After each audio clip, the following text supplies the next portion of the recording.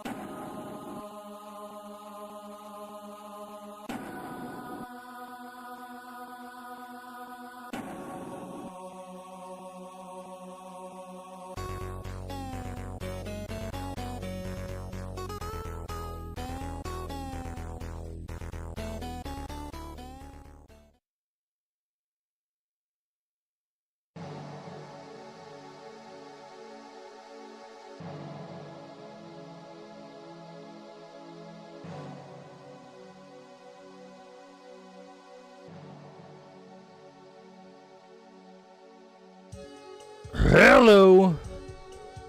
Hey there, everybody. Let's get this show started. I've got upgrades. Upgrades, no less.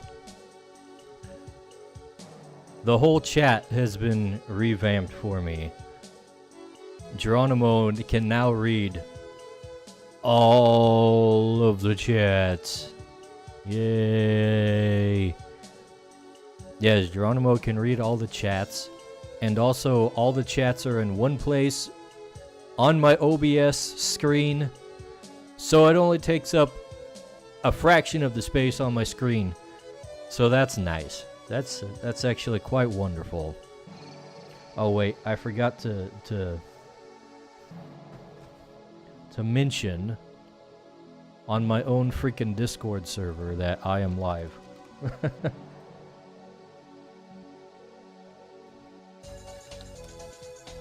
Ponyboy Horse says, I'm live! "What's up everybody, it's ya boy, Worcestershire sauce."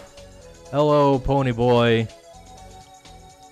Did you hear the good news or did you just get here? Geronimo can read everybody now.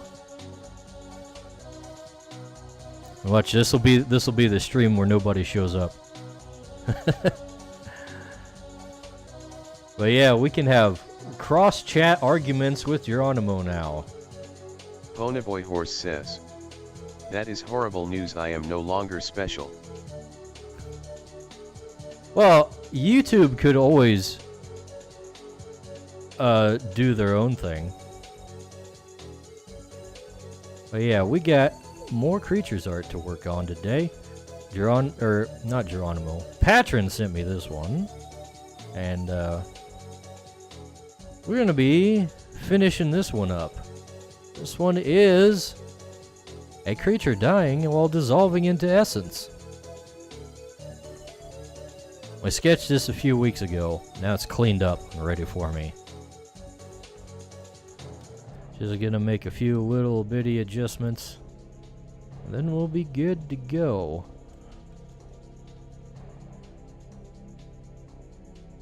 Let's see. I'm gonna have a little more of a curve to this here. It looks a little awkward.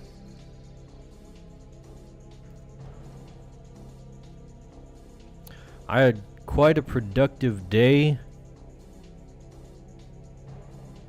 I was gonna say yesterday, but it wasn't yesterday. It was 2 days ago. No, wait, it was also yesterday. I'm getting my days mixed up. I take an extra day off in the week, and it's like I don't know where I'm at anymore. But I got the next episode of my solo. Well, not the next episode. The next. Ponyboy Horse says, "I bought a link-pound bottle of Hui Fong Sriracha sauce today." Okay.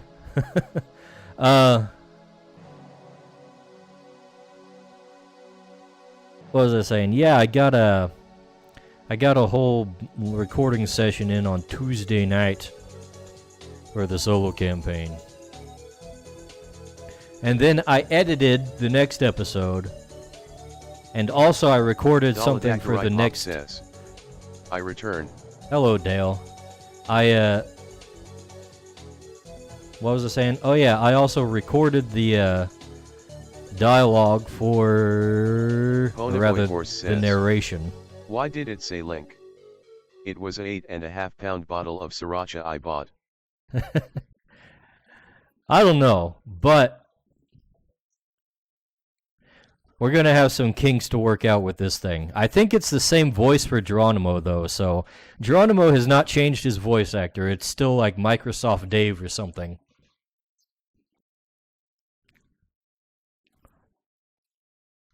But yeah, I'm raring to go. I'm way ahead of the stuff, everything. So,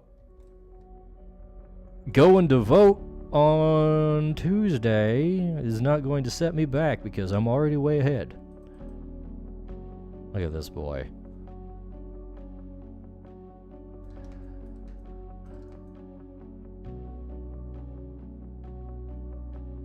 Ponyboy Horse says, "I already voted." Well, good for you. You didn't vote for no commies, right? No communists?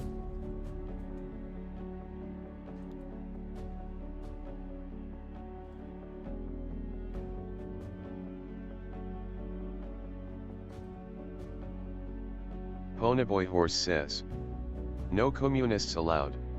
I know. Daladakarai Pop says, "Shout out to Microsoft Dave voice." Right? It's pretty good. It's like just robotic enough that it fits Geronimo and it's not weird.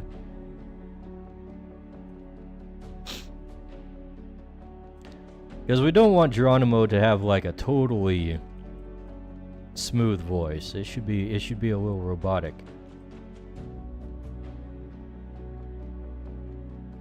Alright, I think the line art is in good shape. So we're gonna just go ahead and move right on to start shading this. What do you think? Should I light this from the front or from the back?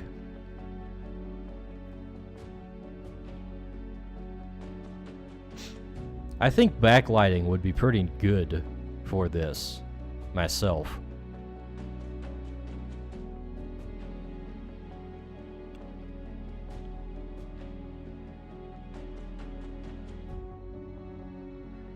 I had a complete lapse trying to figure out what the normal Boy Horse layer says, style, blending style never would gonna be. give you up, never gonna let you down. Never gonna run around and desert you. Never gonna make you cry, never gonna say goodbye. Say a lie. Never gonna tell a lie and hurt you. I like that song, so I don't even mind getting rickrolled. Joke's on you. Joke's on you. Let's see. I freaking sing that song when I do karaoke. So, never gonna give you up, never gonna let you down, never gonna run around and desert you, never gonna make you cry, never gonna say goodbye, never gonna tell a lie and hurt you. Yeah, get on my level, Geronimo. You got nothing on me.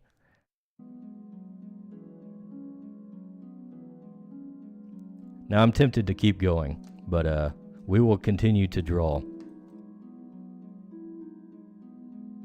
I need to do more karaoke streams, by the way. I've been thinking about that. Mainly because I watched Mint's 3.0 debut, and she did a bunch of karaoke with other VTubers. Pokemon Community says, a wild Zangoose appears, catch it using Poke Catch, winners revealed in 90s. Oh, this Geronimo might be even better. Pokemon Community Game. That's a good one. Good one, Geronimo.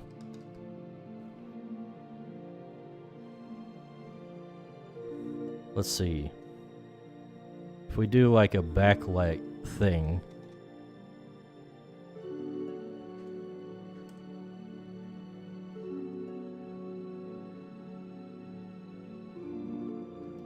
I don't know. If it's still Microsoft Dave doing the voice, why would he pronounce it so differently? Oh, wait, no. I didn't have the what do you call it? The username mentions on before. Pony That's Boy why. Horse says, Link dice rolled clipped by Pony Boy Horse.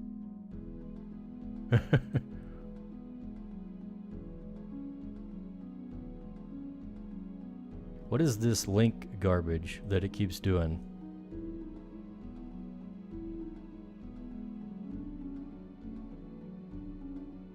Let me check something.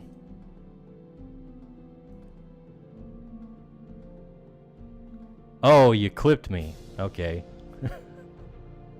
Pokemon Community says, Zangoose escaped. No one caught it?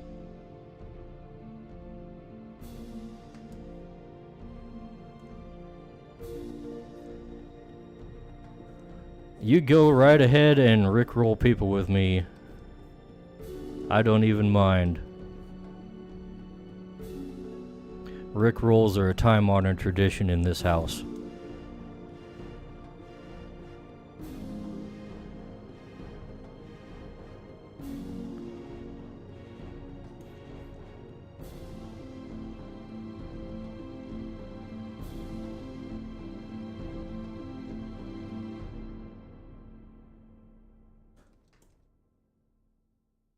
Oh yeah, there is this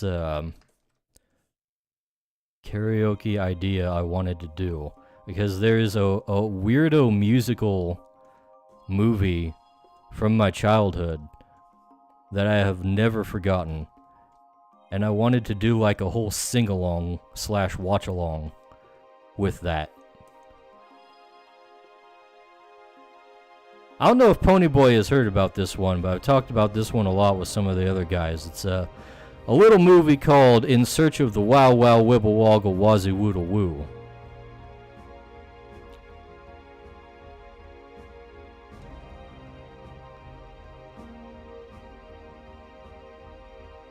Ponyboy Horse says. Never heard of it? As expected.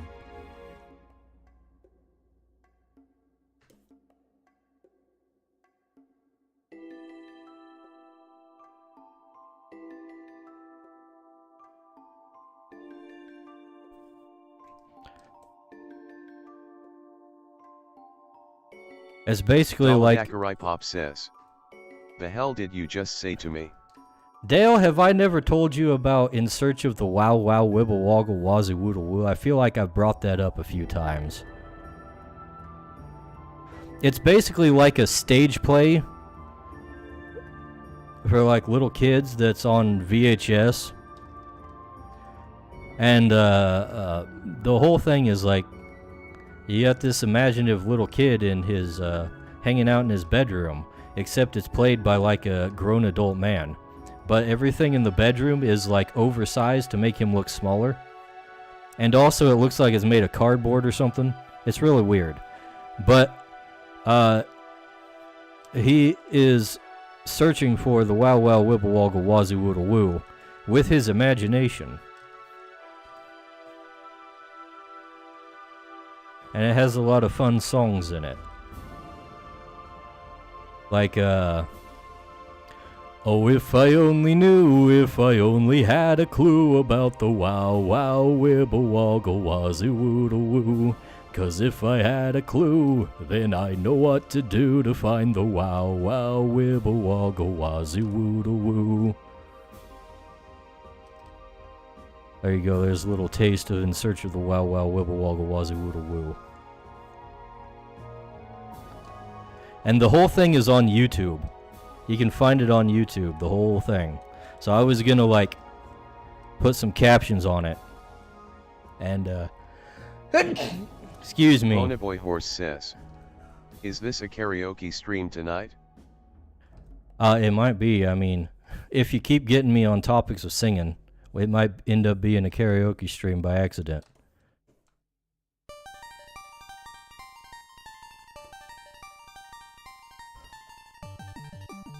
But yeah, I wanted to put some subtitles on it and do a sing-along stream.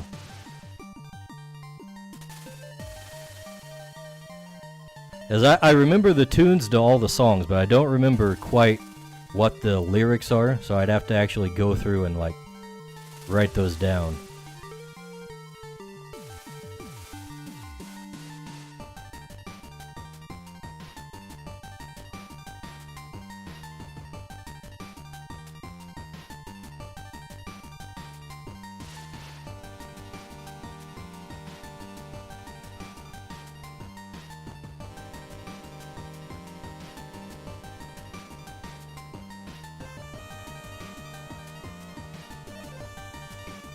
But yeah, Minto Karaoke got me in the singing mood. I can't help it.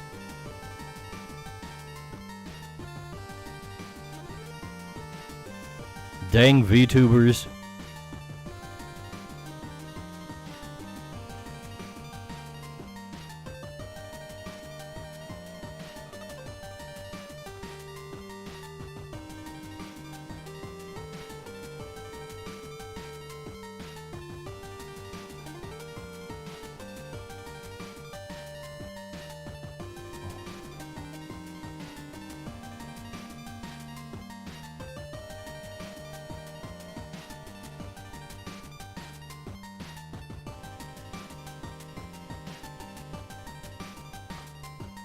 Also, need to see Mint and Fauna collab. Hurry up, ladies. Come on.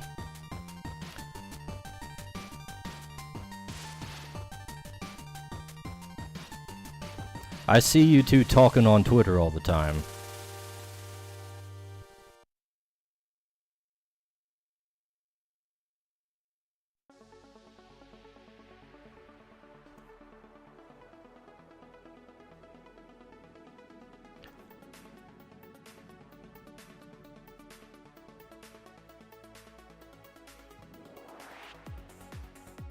Maybe we should increase the darkness of this just a little bit.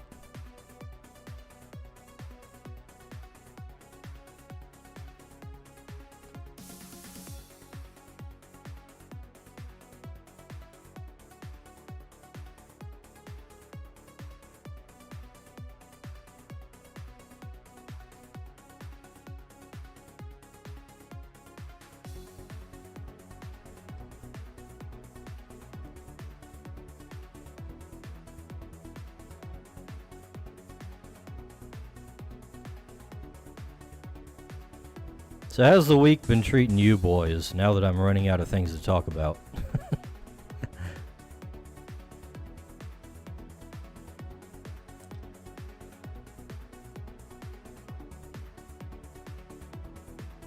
Need to stop and think about what I'm doing here.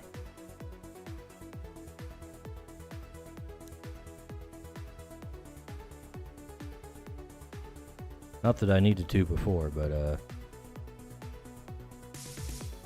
now I do.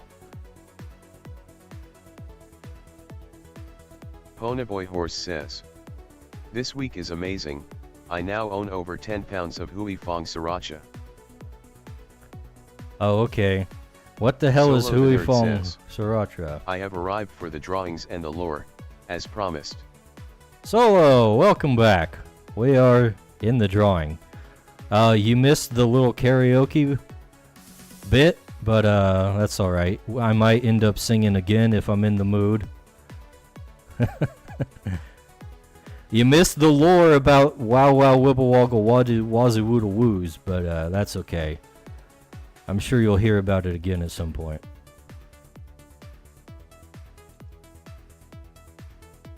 What's this about Hui Fong Sriracha, Pony Boy? I'm not sure what that is. Is it some kind of food? I presume.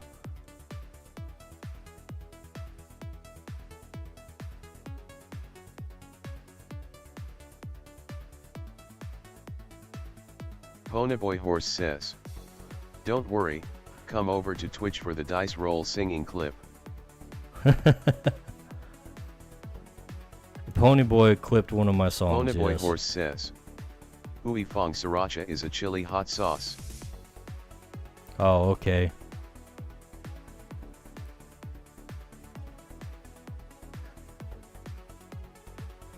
Real proud of that, huh?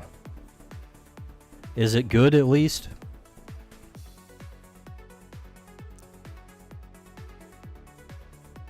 It sounds like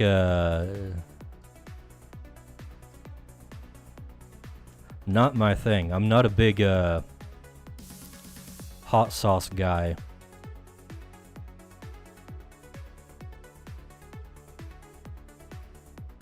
Ponyboy Horse says, "I love the stuff.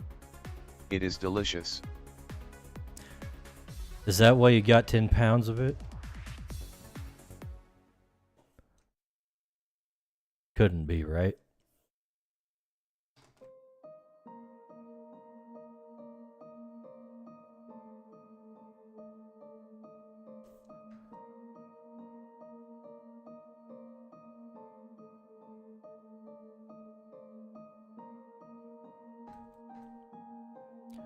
Ponyboy Horse says, "It has a shelf life of 2 years without refrigeration and has almost no calories at all. It tastes super fresh too. There is only like 5 ingredients." I see. So it's a health food.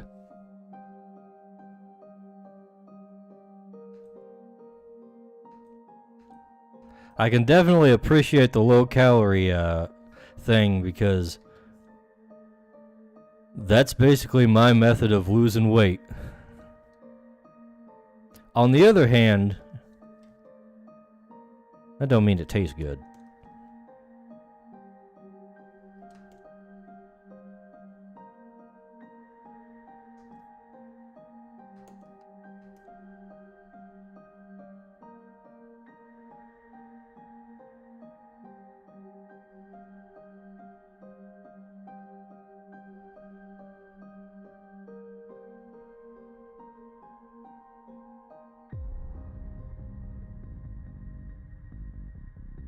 know what? I'm a little paranoid because the other places are being awfully quiet, and I'm not sure if the actual TTS is working. Oh yeah, that's another thing you missed, Solo. I got upgrades. Geronimo can read all the chats now. Ponyboy Horse says, it is an amazing condiment. It tastes amazing and has almost 0 calories. Gotta like spice though. The capsaicin in it also reduces cholesterol. I see.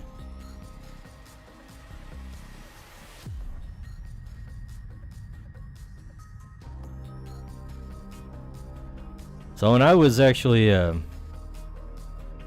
I did my recording session for the solo campaign this week, I actually finally wrapped up the current objective I was dealing with. So for the next time, I'm gonna have to find something new for the guys to do. I think I'm gonna take the opportunity to work out some of the social mechanics and have them go meet with some tribesman camp that they found a while ago. Especially given that the 3 who have not gone out and done anything yet, the 3 characters, are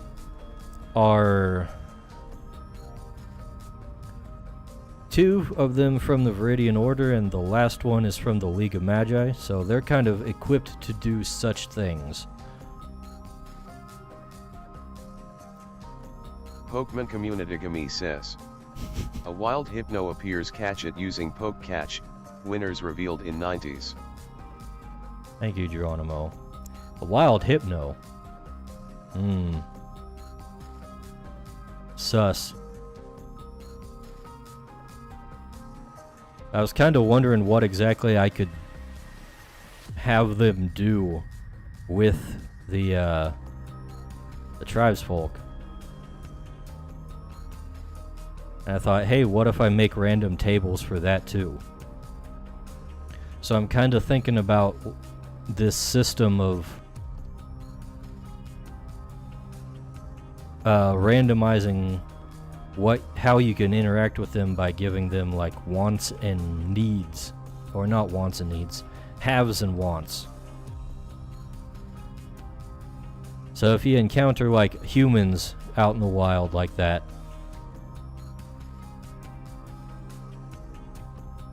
rather than having like a hostility, they'd have certain things they want or need and other things they already have for trade. And that can be, one of their wants might be like dealing with local creatures that have been attacking them or something, so you can get like little side Pokemon quests from these guys. Says, Hypno escaped. No one caught it?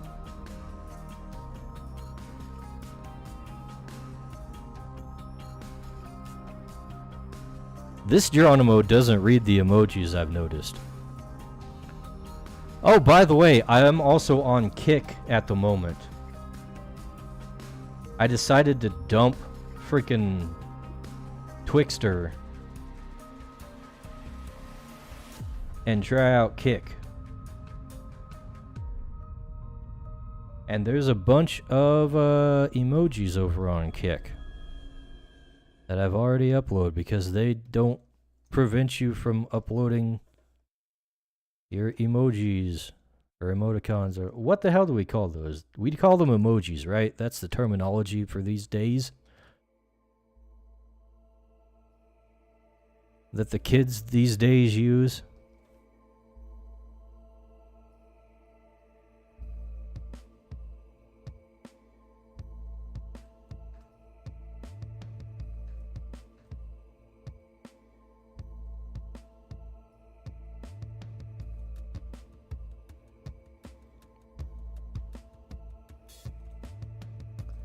Alright, layer 2 going in.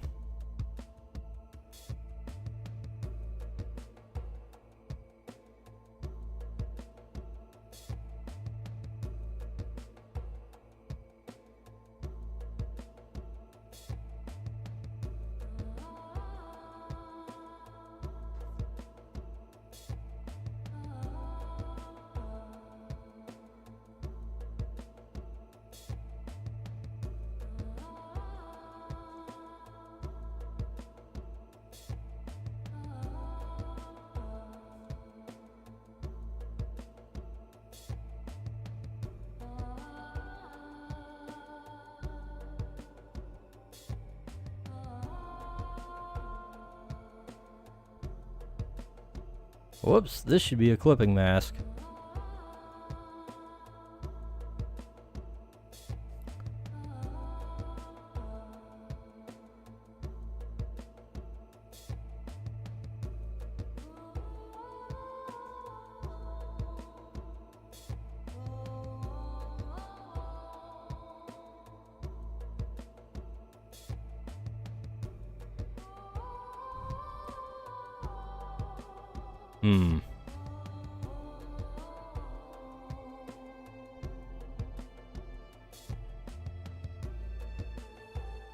I feel like that might be too much coverage.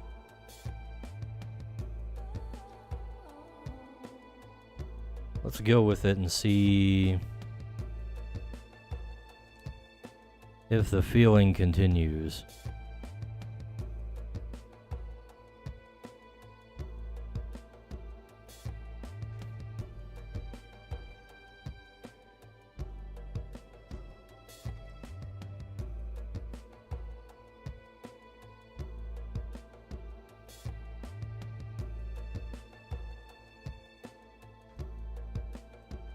Maybe it'll be alright.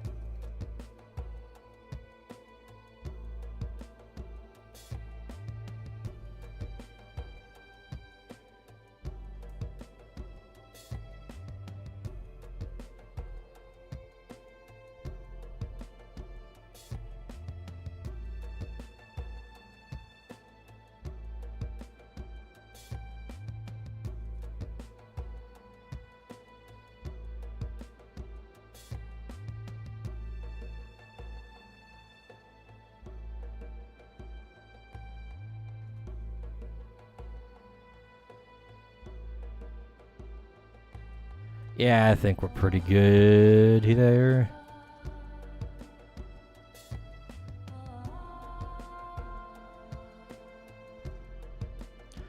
Oh yeah, another thing I did this week. I got a new dryer.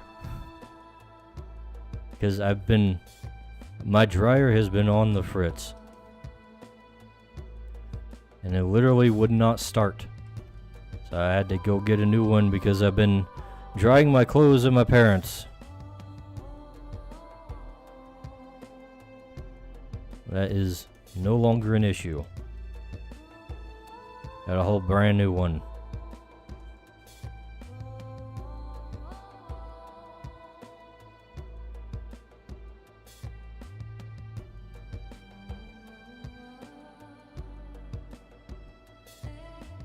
Was a pain to get in the house though. All my doors were like slightly too big. Says, real chats just wear wet clothes everywhere. No. No wet clothes everywhere, ew. Disgusting.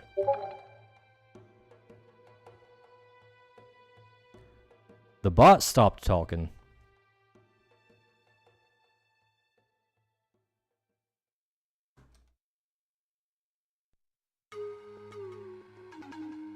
Let me see. Oh, that's because the YouTube window crashed.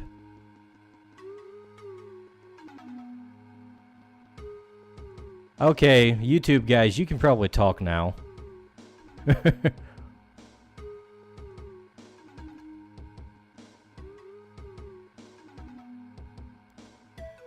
I have to have like all the pop-out chats open on the desktop for this thing to pick them up.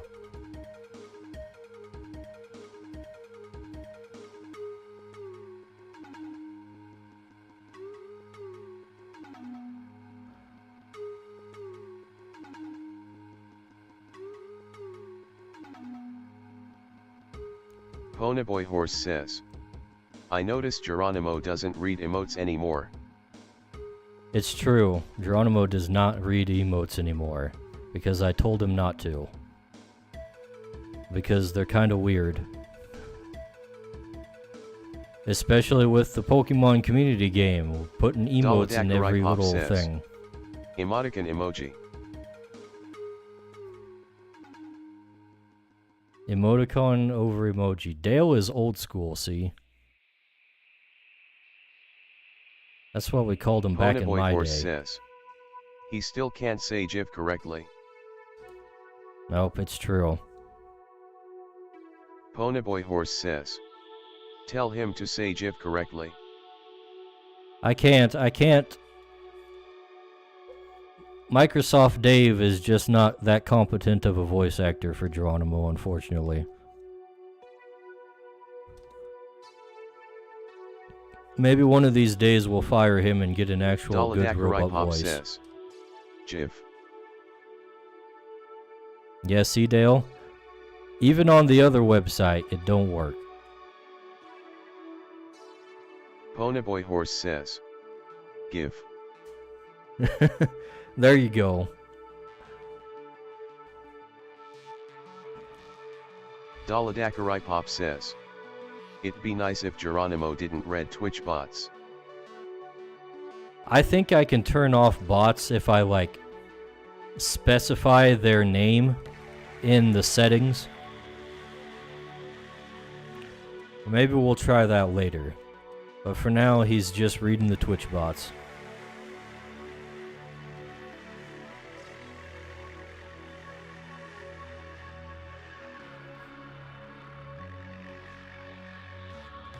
He do be a bot after all. Are you calling me a bot, Dale?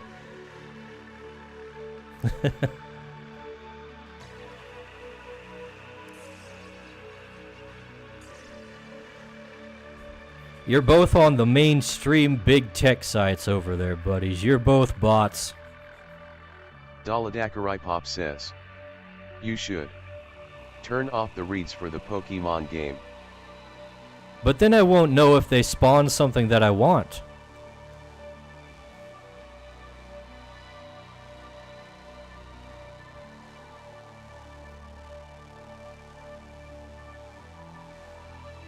What if they spawn another Whimsicott?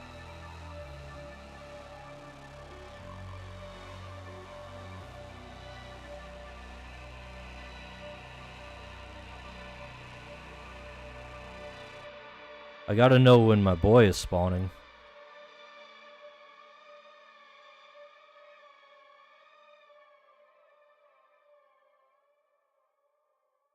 Ponyboy Horse says, what if they spawn a Wooloo? Yeah, what if? Solo the Nerd says, rewound the stream to learn the musical lore. What's the story in the current art? The story is... Pop says, I'm drawing shadows. Pokemon game interrupts other messages and you talking at the worst times on the stream. That's kinda true.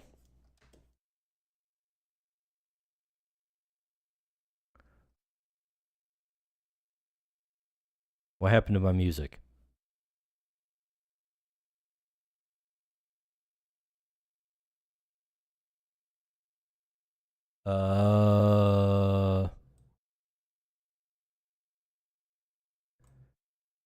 Did the media player just close on me?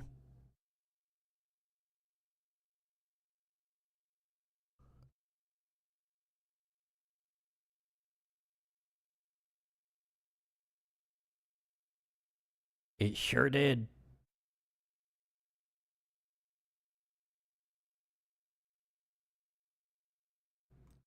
Here we go.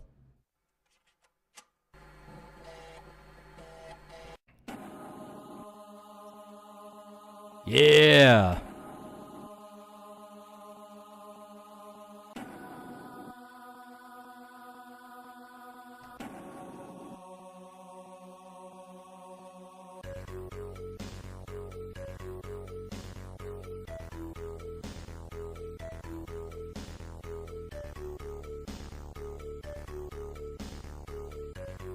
You know, sharing nostalgia is probably one of the best things about streaming.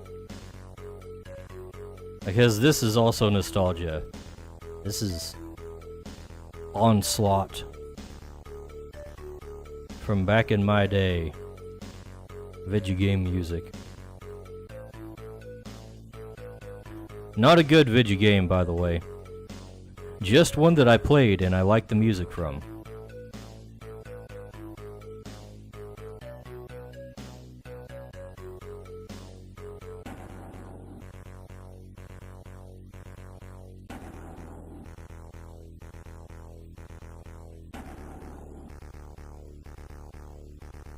Okay, we got a little gap over here and it's bugging me.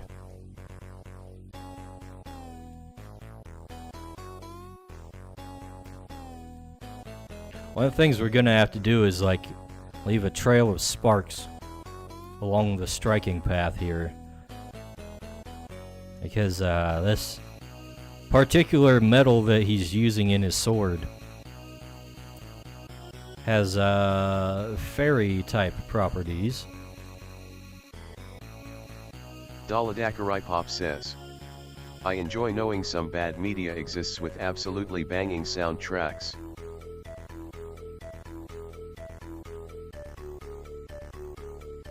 Dude, you should look up more Amiga games. Solo the Nerd says, Pink creature gives me heavy ditto energy. This one. This is a creature called a Yorb. Let me see. Pokemon Community Gami says, a wild Caterpie appears, catch it using Poke Catch, winners revealed in 90s.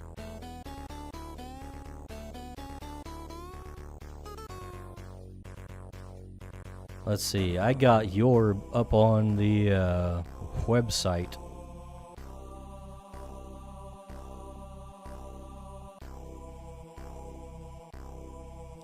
If you actually see him in his normal form, he probably would not give you such ditto vibes. Says, Caterpie is pretty classic. Caterpie is a classic. A classic wimp!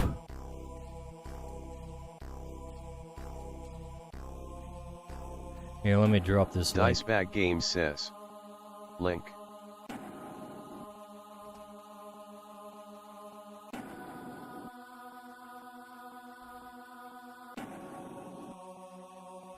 I don't know if his lore is up to date on the website. I've been going through and revising some of the creature descriptions to make them a little more, what would you call that? A little less clinical sounding, really. 'Cause I don't have the most interesting writing style. So I'm giving a little Pokemon bit, giving them Community says, Caterpie escaped. a little bit of No one verbosity before I actually go and make the what do you call that? The lore videos for each of them.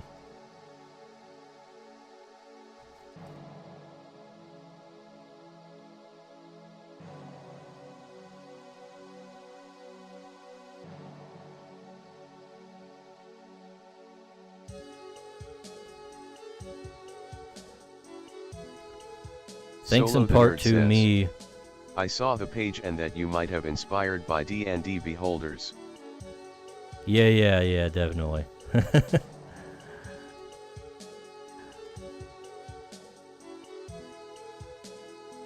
Definitely a beholder homage, especially that last one.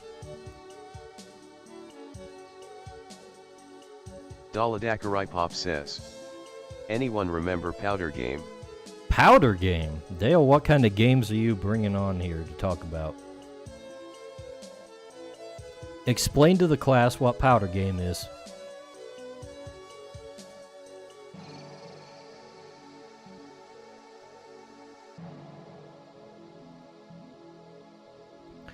Is this like some kind of a Squid Game thing?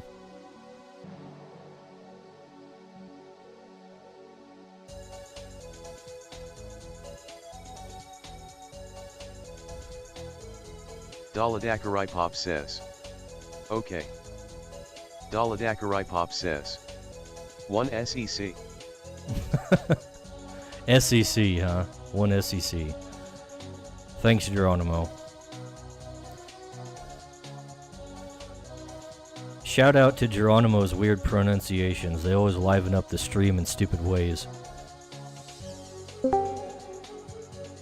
Oh, he's coming on. Stream Elements says. Oh, hold Good on. evening, mortal humans, make sure Hold you on, subscribe hold to on, Diceback Dale. and say hello. You're coming through the wrong thing. I'm gonna switch the audio for a second.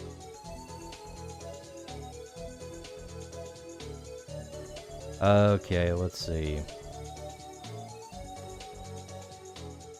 Voice and video. Output device, not the speakers. Headphones. Ponyboy Horse says. Hello. Ponyboy Horse says. Stirshire sauce. Alright, Dale. Try talking now. Ponyboy Horse says. Good evening Whoops, to spelled you, I that guess. wrong. Good evening. So, what are we talking about? Freaking Yes, so powder the game? backstory of it, yeah, I just remembered it existed because it's something I used to play a lot during elementary school. I see. It's a web app game, and like I've got it up now. Actually, I can't believe the website still exists. Solo the Nerd says. Look through It's your a Virtua it's a Codex. physics-based game. Getting a lot of It's all pre-switch pixely, Pokemon sprite vibes. and it's sandboxy, and you just like make things, and then you can drop in players and little like NPCs that do like jump kicks. Jump kicks? And if your character's head drops into like say water, fire, or like another element, right? Right. It gains that as an elemental ability that it can use as a breath weapon. Okay. And some different, like water will like, douse fire. Fire will ignite gunpowder and things like that. Lasers Right. can cut through certain materials and bounce off others. That's the entire game. You just do sandboxy things with a bunch of pixels, and they have different reactions. And so most people were just like, okay, here is a semi-accurate depiction of the inside of a rocket. This is where the explosives and the charges go. This is the propellant. That's the kind of thing people would create. But every now and then you get things like trench warfare, where you'd have like little forts and things, kind of like worms. Right. And your entire worms. thing is that you just shoot each other from one side to the other, or you'd make like little maps with puzzles and mazes. I just remembered this existed, and I'm like, oh man. Early 2000s internet was something else, wasn't it? It was. It sounds kind of like it might have inspired Noida. You familiar with that one? Yes, I have no idea. That's part of the reason why I remembered it existed, actually, because Oh, yeah? is very much like that. Every single pixel has physics. Everything reacts to anything. Yeah, it's an interesting game. Noida is a bitch. It's a hard game. It is. But it's fun, though. just fun to interact with. That is an interesting one. Ponyboy's spelling his Worcestershire sauce wrong. That's Solo okay, the it's a hard one Nerd to saying, spell. look through your creature codex, getting a lot of pre-Switch Pokemon sprite vibes. Yes, Switch Pokemon really is kind of the point where it kind of started getting off the rails, isn't it? I mean, I'm gonna be the guy who defends a lot of the modern Pokemon designs, but I'm not no. gonna defend some of the newer ones from the Switch era. Okay. Like, Goldango is an absolute tragedy. Like, they're just, like, people would always say that, like, I don't remember which generation, but, like, Black and White is where the designs got really lazy, and I disagree. I Now, think Black and has White- some of the more interesting designs. Now, Black and White had designs that kind of harken back to the original ones and how weird they got. Like with the garbage Yeah. Pokemon and the ice cream cone. And I really Litwick. dislike the argument that things like the ice cream was like, that's lazy and doesn't feel like Pokemon. It's like, yeah, Generation Pokemon just had a lizard. And that was the entire design. It was just a lizard. You know, like Charmander is a lizard with a fire on its tail. How exciting! It's iconic, but like, don't say it's more creative than some of the later designs, because it's not. It's good. Yeah. But let's not just say new thing bad, good, old thing good, because sometimes it's a bit more complicated than that. Yeah, no, the things I usually point to is like the Gen 8 Pokemon. They had like the fossil Pokemon that are literally just mix and match, where you take multiple fossils and just slam them together and they all look hideous. Yeah, very weird. Interesting concept, very bad execution. And also Ice Cube. I will not let that one go. Is that That the is a- penguin? Yeah, that's the pink one. Yeah, that one's awful. Not a fan of that one. I'm trying to find some more modern Pokemon designs, and I'm just finding fan art.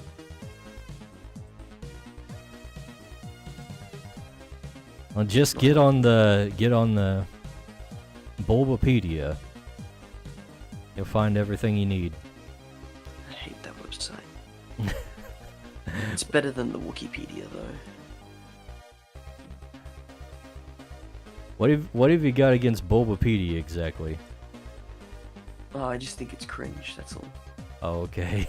There's no real reason, I just don't like how it's laid out too much. But it's better than other wikis for IPs and things, though. Species, there we go. Is there just like a random button? Just go to Gen 8 and 9 and go down the list and you'll see some cringe. Let's see, Solo says Black and White, according to the fandom, has the best soundtrack. Especially agree for Driftvale City. I don't remember too much of the soundtracks. Like, I'd recognize them if I heard them, but it's not a thing I like glommed onto for Pokemon.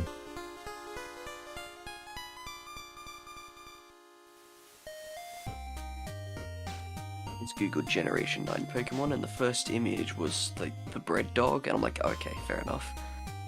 The bread dog is pretty cute. I'm not a big fan. I get it, but I think it's the 3D model that ruins it for me. Maybe. A lot of them look better in 2D.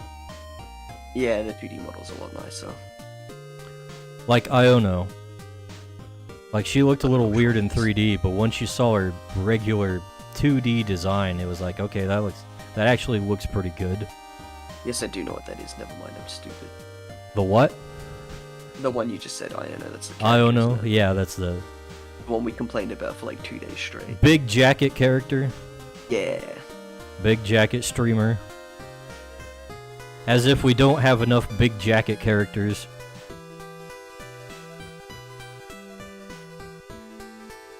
I hate the bike lizard. What an awful concept. Dude, that's the freaking legendaries. Yeah, they're awful. They are awful. I hate them. To be fair, I haven't been a fan of many of the legendary designs in a while. Yeah, no, the Switch legendaries have been very subpar. You got motorcycle lizards and sword dog and shield dog. Like, ugh.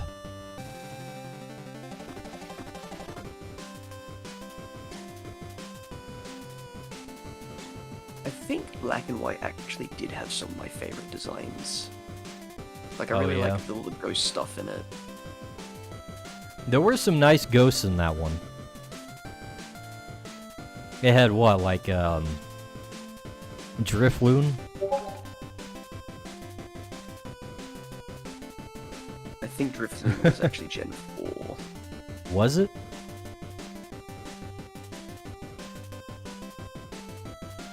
I know there was like a, Yeah, that's Sinnoh region.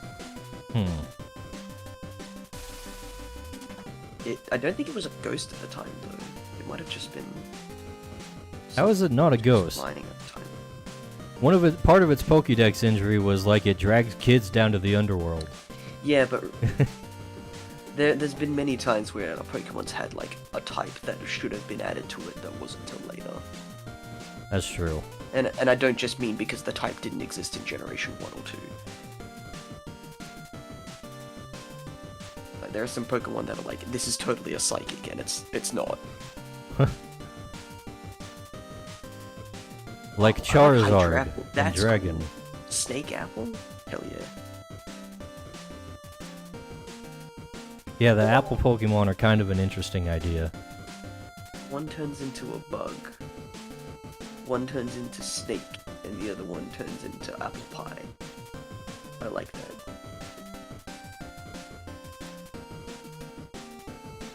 I haven't actually seen all of them because I think they released more with the DLC that I have not played. It changed evolution depending on which apple you give them.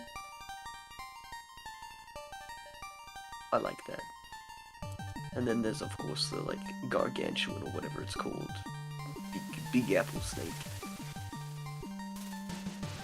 I hate those gimmicks so much. The weird evolution gimmicks.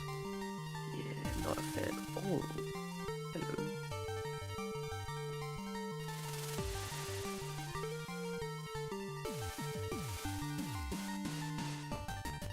I think they've actually gone back and like retconned some of the evolutions so that more of them evolve with regular stones. Yeah, maybe. Who knows? Who keeps up with all this anymore? Yo, there's a cool goldfish looking design. Chiyu? That's interesting. The what? The goldfish I'm just posting in the chat for you. It's a dark fire type. Oh, that's like one of the post-game legendaries you can get, I think. The hell is a ruinous Pokemon? What are these names? A what? According to the wiki that I'm using, it's called a ruinous Pokemon, not a legendary. Oh, it's found in ruins or something like that. It's one of those stupid things where they have like, oh, this isn't a legendary Pokemon, this is a mystical Pokemon, and it's like, Oh, it's the this same one's kinda thing. Cool. Hulu, and it's like holding like an old cauldron made out of copper. It's made out of rocks, and it's kind of like a temple dog. That's Yeah, I interesting. think it's more like a Mortal and Pestle or something. Yeah.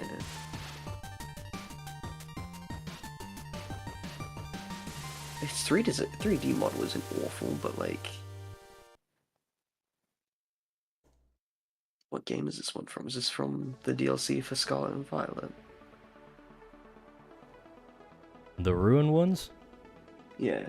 I think they're just regular post-game. They'd be like the Reggies or something. Which, I don't know why they're like so Asian themed. I dig it. I think it's cool. I think it's a mishmash for the region, which is supposed to be It'd probably based on fit like in better Spain. if the... Yeah, but it'd probably be better if the names weren't so obviously like Chinese. Yeah, you could do a little more with it than that and get away with it, but The designs aren't like. You could argue that they're like Central European / like near Asia, but it's a stretch still.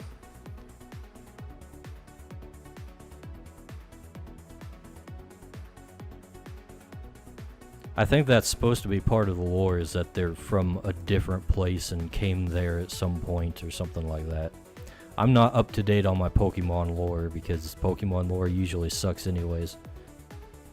The Mecha Tyranitar is called Iron Thorns. Okay. I feel Yeah. like you could have given it a cooler name than that for the futuristic one. If it was a prehistoric variant, that makes sense, but... I'm not too keen on how they handled the freaking Paradox Pokemon. I'm a big fan of the Cybermoth, though. That's cool. The designs are pretty good. It's just the way they're like classified as their own individual Pokemon rather than like a variant of the other Pokemon. I find that kind of I'm weird. gonna be honest. I didn't finish Scarlet. So I have no idea like how the future and past Pokemon work. I didn't get that far. Just like I don't know. Something about the way the game plays, it feels. I don't know. It's hard to. It's hard. It's hard to genuinely get into. Yeah. It's too different in the areas that I don't want it to be different, and too the same as other Pokemon in the areas I don't want it to be the same. Who's the person who joined Solo asked? This is Dale. He came in here from the YouTube chats. I'm here to ruin it as normal. Yeah. Is here to bring his Aussie bullcrap in here. And his top trumps.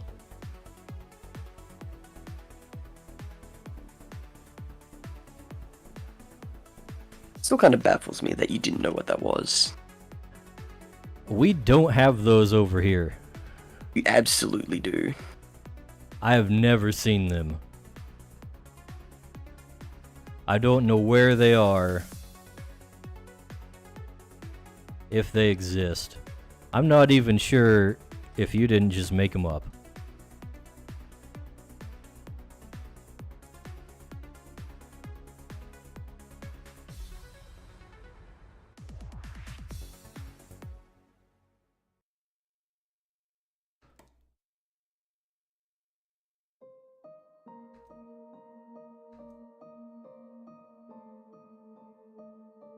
If it helps, their website also sells Monopoly in your country for some reason.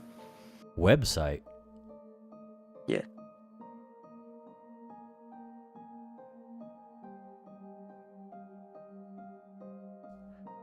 I don't know why they sell Monopoly, but they do. Monopoly, that's Hasbro, isn't it?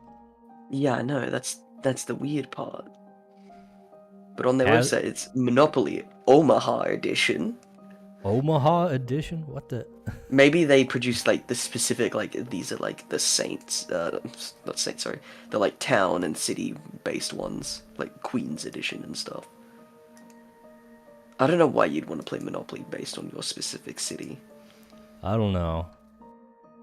Now Monopoly's been getting by on like specific IP collabs for a very long time, hasn't it? What are they, Magic the Gathering? Apparently, they were... You know what? Owned by the same company. Makes a lot of sense. Actually, that's a good point. Top Trumps is probably owned by Hasbro.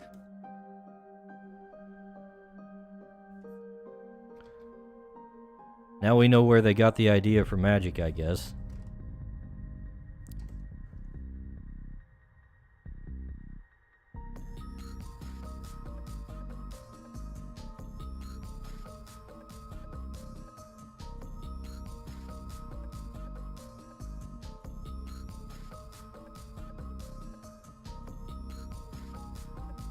Wonder what else they're gonna do to ruin one of my favorite games.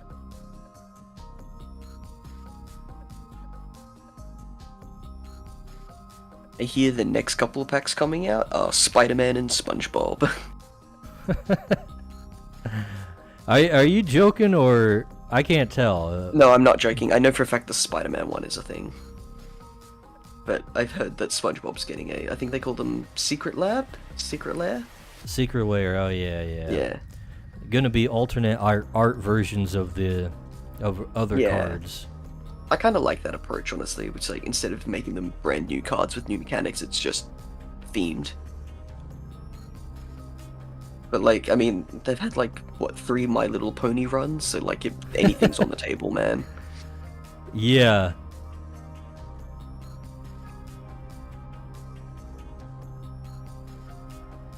No, what really grinds my gears is when they make like an entirely new set out of a new IP, like they did with freaking Lord of the Rings.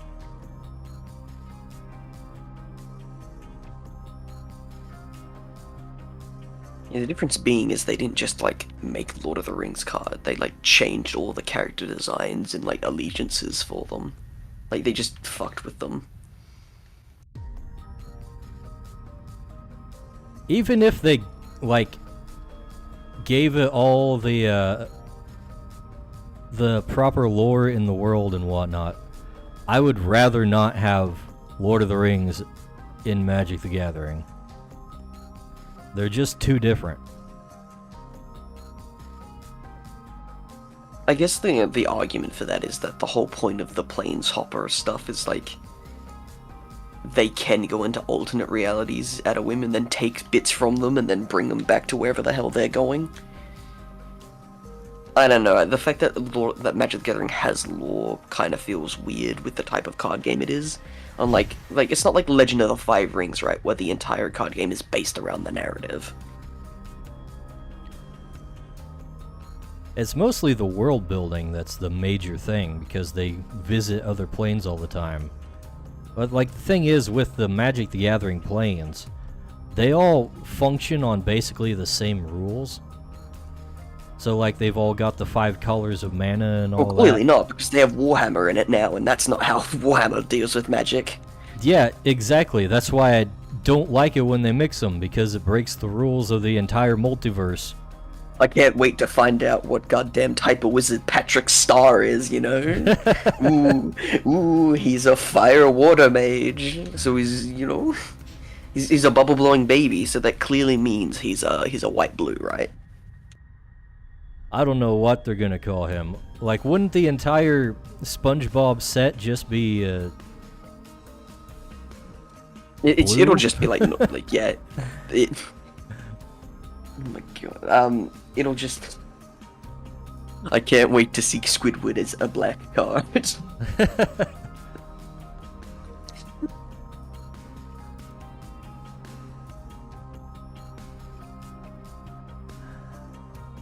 I don't know how they're gonna square that one.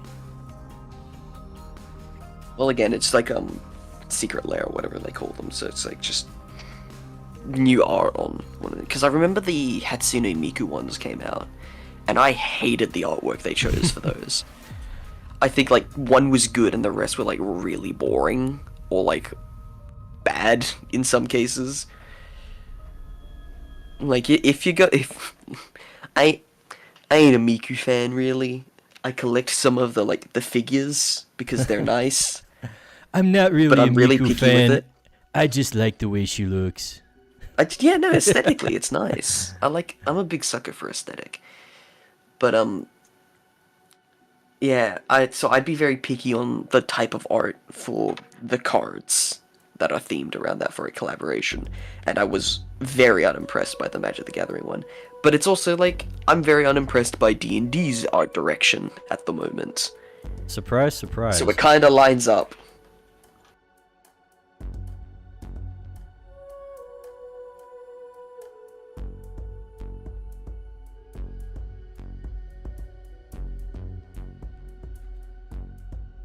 Things just aren't as cool as they used to be, are they?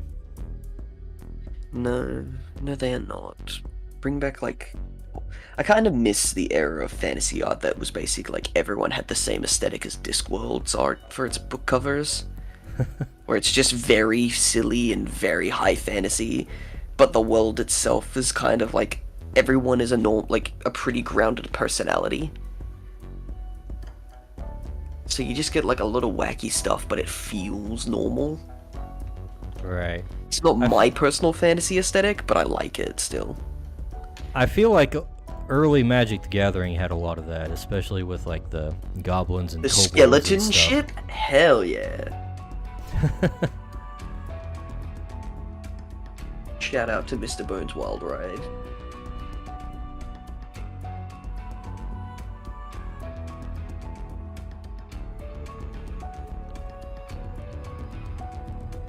Yeah, as much as I'm a big fan of the grim and the dark aesthetic for fantasy, like, it has kind of just painted everything else as an aesthetic that people don't understand and just slap onto their projects. And then on other hands, you get the, like, the current D&D aesthetic where like it's everyone's just a modern person but green and red. One has horns. It's like this doesn't feel like a fantasy world that I can immerse myself into. This feels like I'm projecting me and my friends and my neighborhood into fantasy. It's like the new Star Wars show that's coming out. It's like, this isn't Star Wars, this is suburbia. There's another Star Wars show This is coming out? downtown. Yeah, it's like it's like a bunch of kids in school and then they go on a misadventure like the Goonies, and it's like, What? now that concept could work, but none of the aesthetic looks like Star Wars.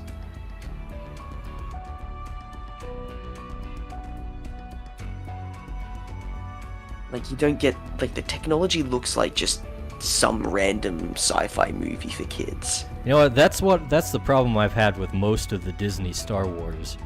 Is like, for most of these things, you could just like slap a completely different label on it, and like you wouldn't even know it was supposed to be Star Wars. Like specifically, what was that? Andor was really bad about that. Like none of it looked like Star Wars. Oh, I disagree. Its aesthetic is very Star Wars. It's very old Star Wars in particular. Like, I watched it back to back with the original trilogy, and the main problem I have with it when it comes to aesthetic is, quite frankly, is I like the Imperial direction that Andor and Rogue One have. However, why aren't they showing up in the original movies? Like, Death Troopers seem like a really good concept, but they aren't in the original trilogy, but like, they should have been if they existed. Like, why isn't there a set of them with Darth Vader at all times? That's something that should exist, but doesn't because it's retroactive continuity. So I'm waiting for them to give me a reason of why did these things become obsolete, why do they disappear, and that just won't happen.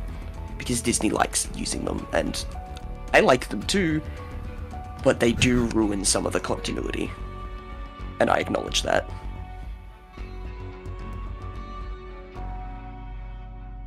But like, for like, the rest of the designs? Bro, you okay? I have disappeared. Oh no. Give me a second.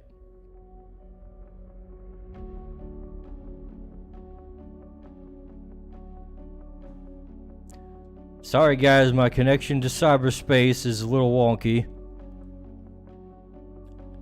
We gotta reboot a few things.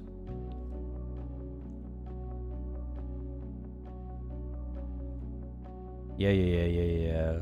Give me the pop-ups, shut up.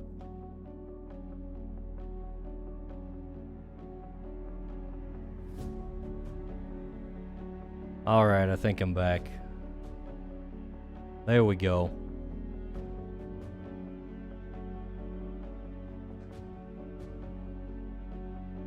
Yep, we're good.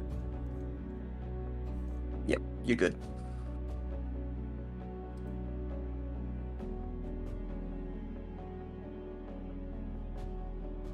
I could go on that for a while, quite frankly. I've been thinking about it. I've been thinking about it a lot and listening to a lot of the old Star Wars expanded stuff, like before the prequels were made. I've been listening to those audiobooks.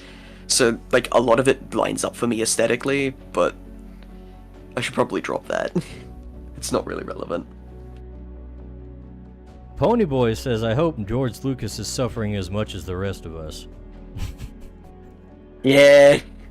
Part of me feels sorry for him, but also part of me's like, this is your fault. He got the money. He sold out and he gets what he deserves, frankly. Yeah. You can't ignore. It's like, this is your fault. You did this. Suffer.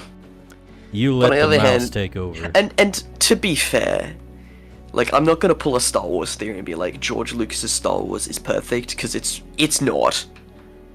He had some very bad ideas, and he executed them very poorly too. Like, Darth Maul coming back from the dead was his idea. Was it? Yes. That was his original, well, not his original idea. That was one of his many ideas for a sequel trilogy. Was Darth Maul's criminal empire. Yeah, no, Darth Maul. He's had like 50 different trilogies in mind. He's had a lot of ideas. Too bad he never got around to making them. No, and I don't think he'd make them very good either. So, like, we dodged one bullet and suffered another. And Well, now I we're mean, stuck he with did Dave come back Filoni's to Star life Wars, for which the is just as freaking Clone bad. Wars. Yeah, that's because it was his idea. He specifically wanted Dave Filoni to implement that. Dave Filoni is like my immortal arch nemesis who doesn't know who I am. That's the TLDR of where that was going. Curse you, I Dave could go on- Filoni. Well, like a lot of people blame the Disney Star Wars stuff on like Kathleen Kennedy because she is in charge of it all, but it all started with Dave Filoni's 2008 Clone Wars, which unfortunately was George's project too.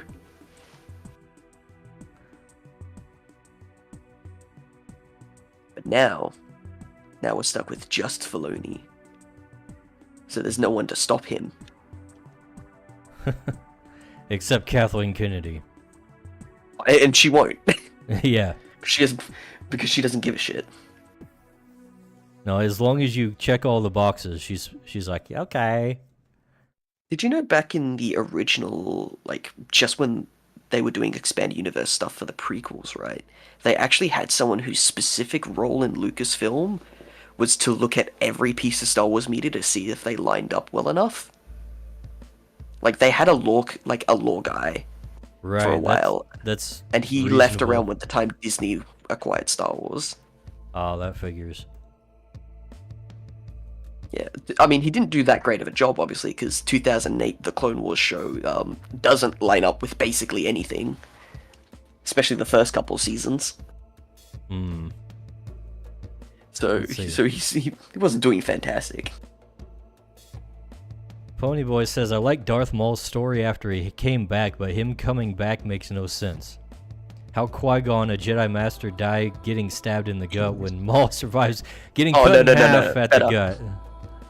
So I don't know if you're familiar with some of the newer shows, right? But one of the characters gets stabbed through the heart, and then the next episode is perfectly fine. What? With a lightsaber. Like, she's just lying in bed, like, oh, I've recovered now. It's like, that's not how Bacta works. Like, you were stabbed in the heart, you're dead. If Qui-Gon can't survive, but everyone else can, how is Qui-Gon dead? Yeah.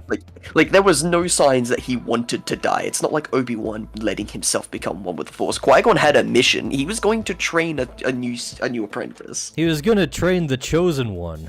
Yeah, exactly. It's like, why is he dead? Bring him back. My boy deserves better than this. Qui-Gon was probably the best character in the freaking prequels. And they killed him off. That or Palpatine. Because like they're like the two consistent ones. Yeah, it was interesting to see like older Palpatine. New Jedi before. Order doesn't quite tie in with Abrams' Solo the Nerd, but that's purely because like Abrams took a lot of aesthetics from the old expanded universe without knowing what they were and what they did. I mean, I don't know what he's done with Star Trek, but I hear he does the same thing with Star Trek, basically. Like, there's a lot of, like, surface-level aesthetics that, like, feel familiar, but the actual, like, content of it, and, for lack of a better word, the soul of the story is just ignored. Yeah, that's another thing that comes up a lot when I criticize Star Trek, or Star Wars, rather. Like, it just feels like Disney bought this thing thinking, oh yeah, we need a sci-fi IP. Let's get this one. It already has a fan base. And then it's Disney's like, no, already tried making their own numerous sci-fi IPs. Yeah. I can't think of any off the top of my head, though, but... Yeah, it's because they were garbage and they were, like, Disney Channel movies. Yeah. But no, they went into it looking for sci-fi, and they bought something that's space fantasy, and it's like, okay, you guys don't know what you're doing. Yeah, I fully agree, honestly.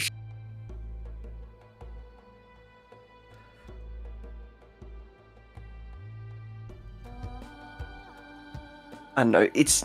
If they really wanted to just continue Star Wars, because let's be honest, they could have just not made any new Star Wars content, and it would have been selling better than it is now. And yeah, I completely agree that the novels could have been adapted. I I just think instead of adapting it the way Dave Filoni does when he adapts the Expanded Universe stuff, like the Thrawn that's in Star Wars Rebels, the TV show, and Ahsoka, the TV show, which are both by Dave Filoni. He wrote and directed most of them. Yeah, nothing like Thrawn in any of the stuff Zahn wrote for Thrawn, including the new canon stuff Zahn writes for Thrawn. Yeah, I need to check out some of the previous Expanded Universe stuff at some point. It's just it's not in a format that I can easily access. Like, it's all books and shit, right? Most of the original old Expanded Universe stuff, like the good stuff anyways, is in audiobook format on Audible. Mark Thompson reads a lot of the Thrawn stuff, and he's really good at impersonating the actors' voices from the films. Like, he sounds like he sounds like Lando and Han quite a lot. Might have to try getting into audiobooks again, but I canceled my freaking Audible subscription because I wasn't using it.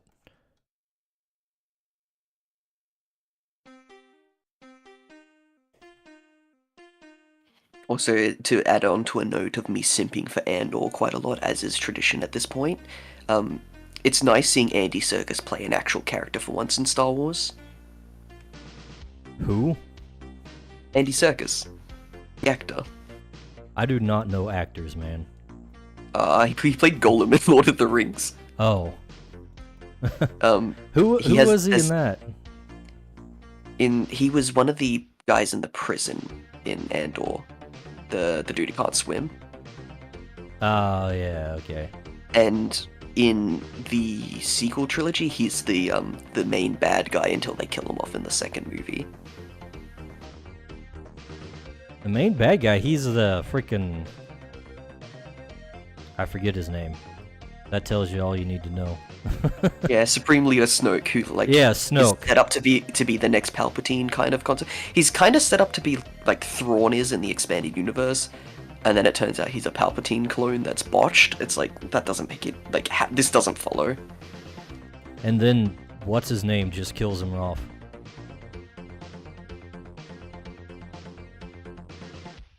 Solo the Nerd is talking about reading The New Order, Legacy of the Force, and Fate of the Jedi. Those are all books that are on my list to read, because I have heard that the New Jedi Order series is pretty good. The problem with the New Jedi Order series, it's like 50 books long.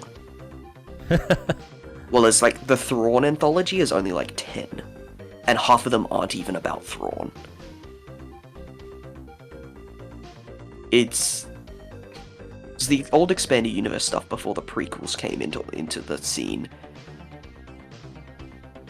Like, that talks about a timeline that is effectively 10,000 years post, like, the Empire's rise.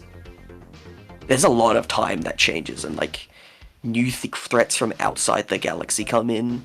Yeah, I've heard about stuff like that. The Star Wars universe changes, but it changes slowly. Ponyboy says, I hate how they threw out so much established lore to replace it with garbage. Not to mention they recently made a trans clone trooper, yeah. Oh yes, that one's not as recent. That one was mentioned a couple years back, but no one knew who it was because it was in one obscure piece of media, right? And then they re-released this character in a book that's supposed to be the Captain Rex, who's one of the Clone Wars characters, right? Right, I'm familiar. In canon depictions of like a visual encyclopedia about clones, and it's so silly because in the original text that they come from, there is a specific line by Anakin Skywalker about transcending gender, just as Jedi transcend the physical plane to be the Force. And it's like, who wrote this? Anakin doesn't talk like this. Like, not even TCW Anakin, who is nothing like Anakin in the films, talks like this. This is not a normal human.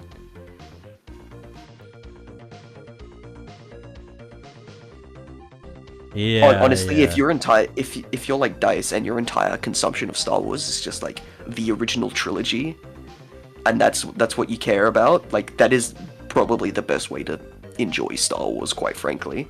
As much as I like the prequels, they are not good.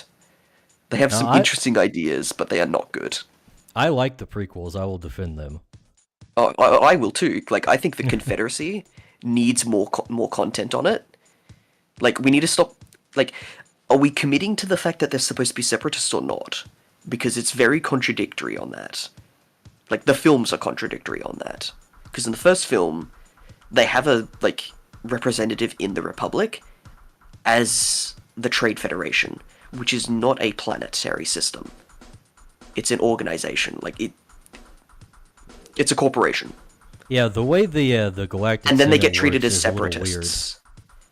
And then you find out in the new Clone Wars canon, Kamino has a seat on that council, but isn't a part of the Republic. So clearly, that they should can not just be have the case. independent corporations.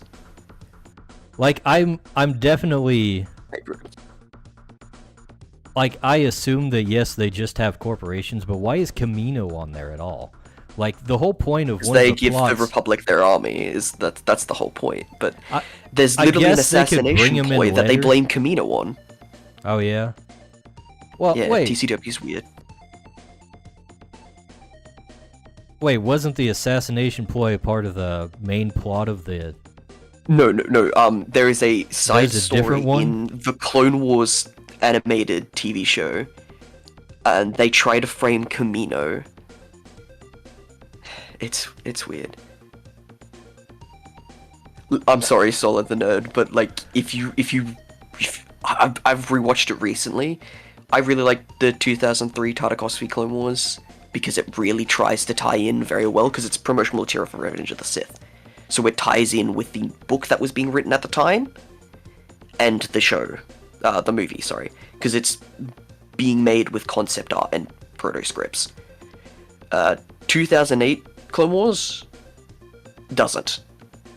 It doesn't even try a lot of the time.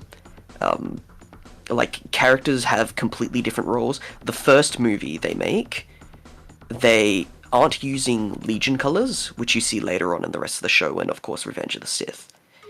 The clones are using colors purely to denote what rank they are. The problem is, every time they refer to a clone wearing one of those colors, they get them wrong. He calls a lieutenant a sergeant.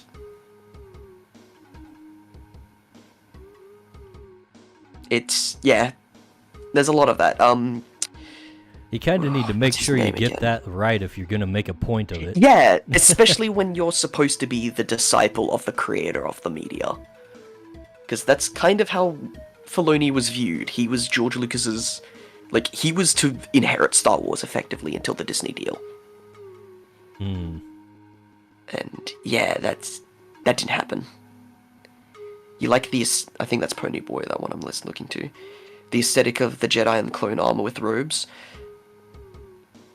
I've always switched opinions on that. Like, I flip-flop on that so hard. Like, sometimes I do, sometimes I don't. It depends. I'm a pretty big, like... Jedi probably shouldn't be wearing the whole robe aesthetic in the prequels at all. Because the whole reason why Obi-Wan wore that on Tatooine was to blend in with the Tatooine crowd and not look like a Jedi, and now he looks like every other Jedi. At the same time, it kind of fits the warrior monk aesthetic. Absolutely, and that's the entire point, I think. But it needs a bit more than that, I think, as well.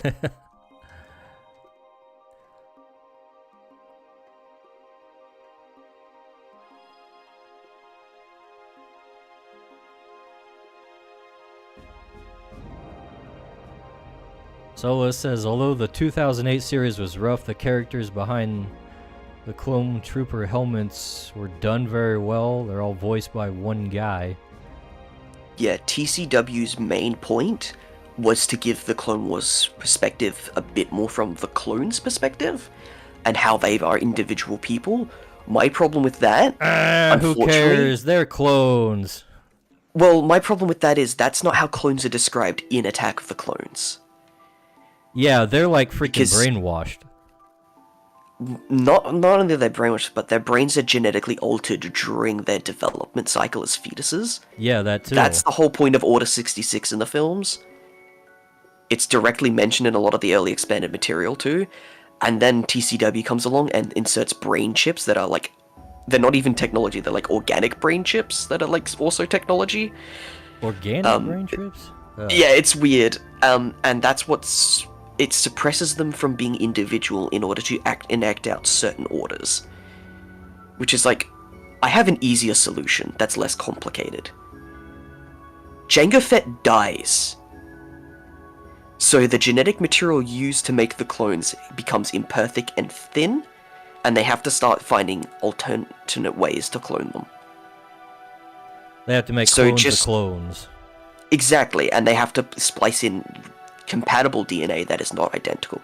That's how you get your more unique clones, in my opinion. Yeah, that can make sense.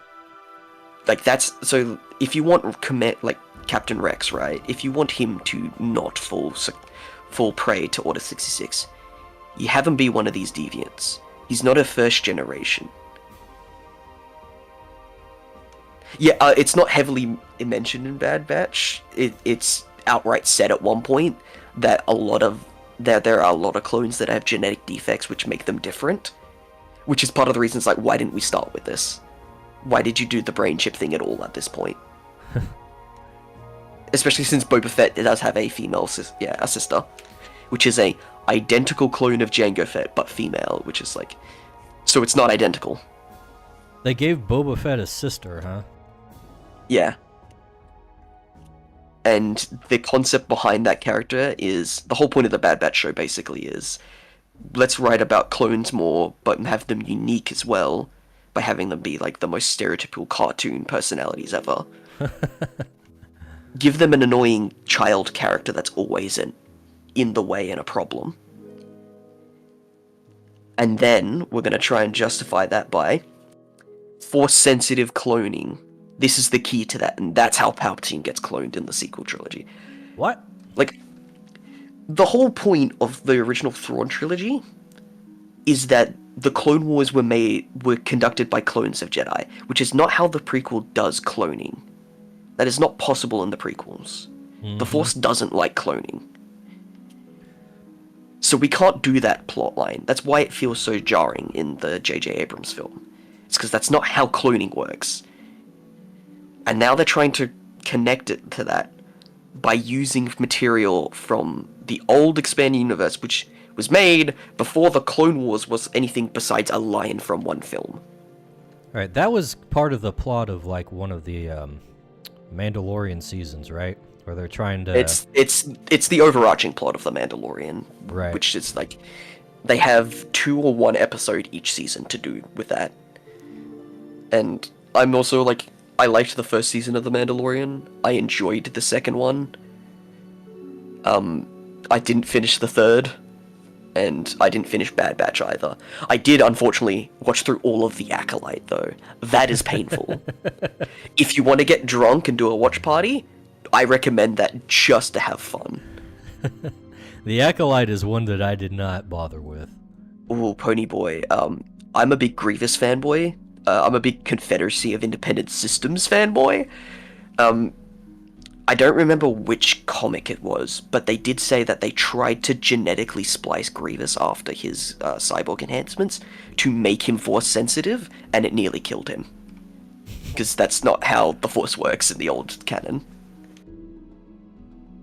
Thanks for reminding me that. Grievous has a lot of conflicting canon, unfortunately, like even in the old stuff. But at least he was cool in the old stuff.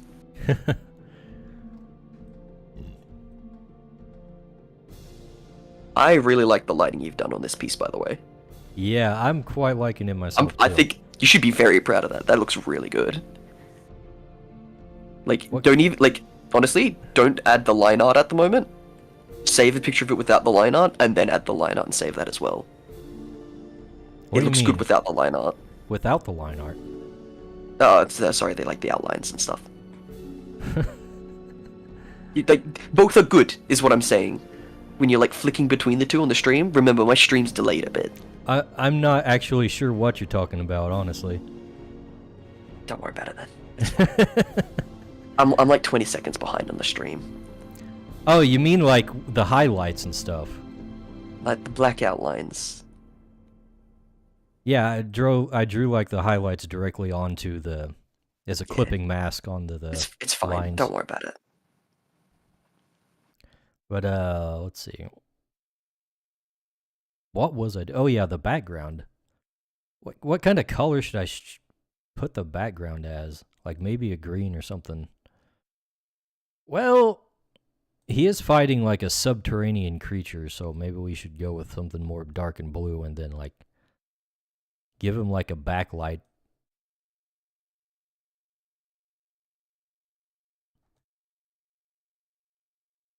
And then we'll give it like a swishy background or something.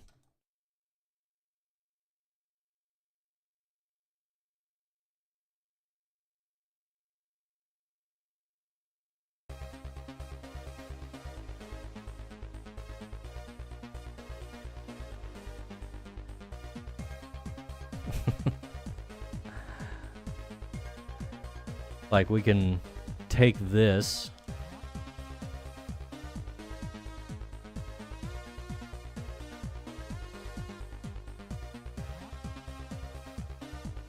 Take it down the hardness.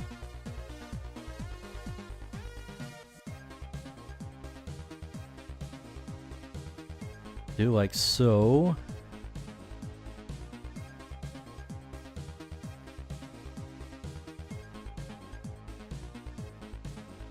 You know what? We should use a smaller one for this.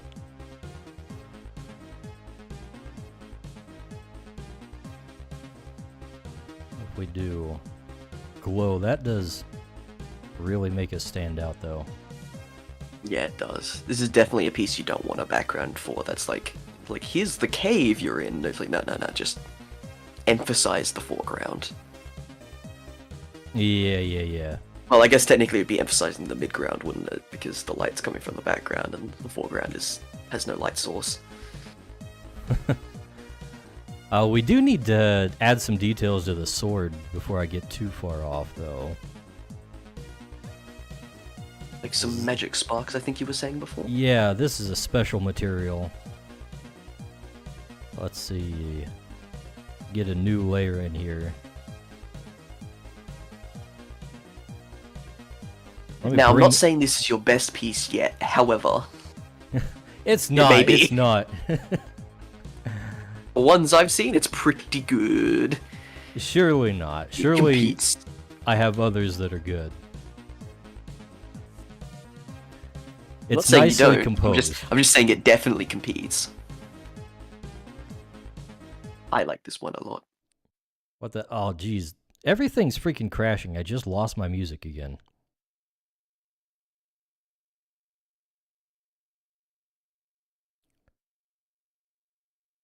All right. Got that back up. Are my chats actually still not crashing? Looks like all the chats are still up. There's just nobody's talking in them.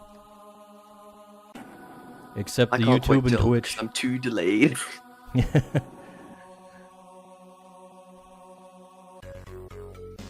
What the hell was I doing before I was so rudely interrupted? Magic glowy effects on the sword. Alright, I was gonna bring this one up to give an example. Ooh. That's the kind of thing we're gonna be working with. It's alright, just give me like 20 seconds for the stream to catch up. Ah, yeah, I see. Lots of like sparkles that just swoosh with the movement. Alright. That's nice and So- subtle, I like that actually. Yeah, a lot of stuff in creatures is I really need to have like animated at some point because the way I think about it being used in the actual world is like really badass, if I do say so myself. Because like with this special material, one of the things it's supposed to do in game mechanics terms is it causes the enemy to be distracted, which is just a game mechanic that stops people from making opportunity attacks. But like in the actual usage of the thing, I kind of imagine that they'll like they'd like scrape the metal along the edge of their armor and stuff to like make the sparks fly off when they strike, and just fling it in people's faces.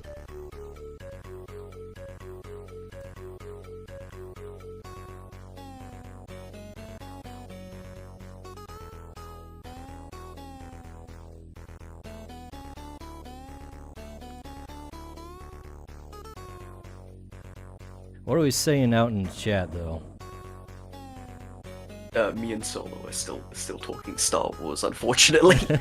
But I'm trying to drop that because I feel like that's something I can do in my own time if I just commit to it. I don't mind. I need things to like actually be. I need stuff to fill the air. That's fair. I was just trying to think of things that are a bit more relevant to the project at hand as well. If any of you guys have questions about creatures specifically, then I'm always down to like talk about that. Let's see, what other colors do we need here? Green? Get like a brighter green one.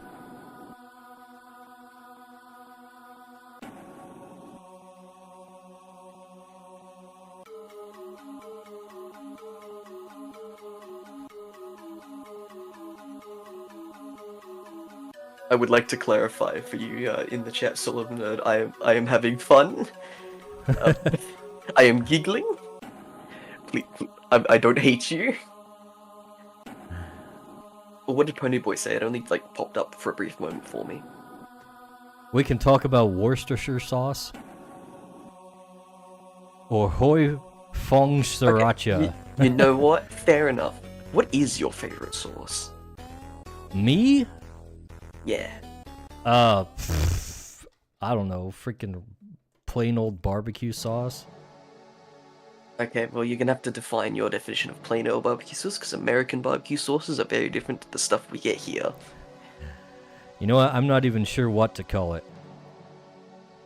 Personally, I'm a big fan of like Korean barbecue, those kinds of sauces. When I think of barbecue sauce, I think of that, or I think of like the very like honey hickory kinds that you get for like big barbecues. I know we don't have a lot of American style barbecue places here, but like the one time I've had American barbecue, that's the kind of sauce I had, and it was really good. Dice bag is basic, Ponyboy says, and yes, that is true. Look, I know a lot of people who don't like sauces at all. Like, I know at least 3, which is a lot to me. Sauces I think are nice. He can't count much higher than that. That's true. I went to art school. I dropped out of math to do art and media. Like, counting beyond 5 is difficult, so like, you know. Yeah, no, sauces are things that I like a lot. But I also try not to have things with too much sauce on them to like mask or ruin the flavor of what I'm eating. Right. That's ketchup or applesauce. Okay. I think my main thing is like I have like really sensitive taste buds, which I think is just a genetic trait I get from my mom. We have weird taste buds. Bitch. What? We call that bitch. Bitch. No, yeah. It's like everything is too strong. And one of the weird things about it... Is it specific flavor types, or is it just everything? It's pretty much everything. Anything with too strong of a taste, like, doesn't... It's, like, unpleasant for me. But one of the weird side effects of it is, like, we have, like, this weird genetic thing where we're not offended by the smell of skunks. In fact, my mom even likes the smell of skunks. If she's like driving down the road and she'll smell a skunk through in the car, she'll roll down the freaking window.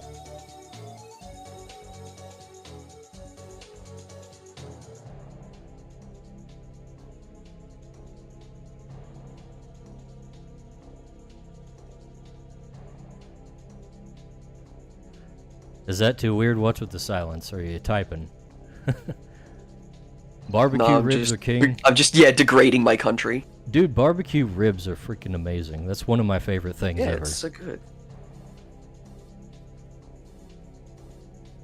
I'm pretty weird. Like, I like a lot of spicy food. The problem is, I can't handle it. I'm too white for this.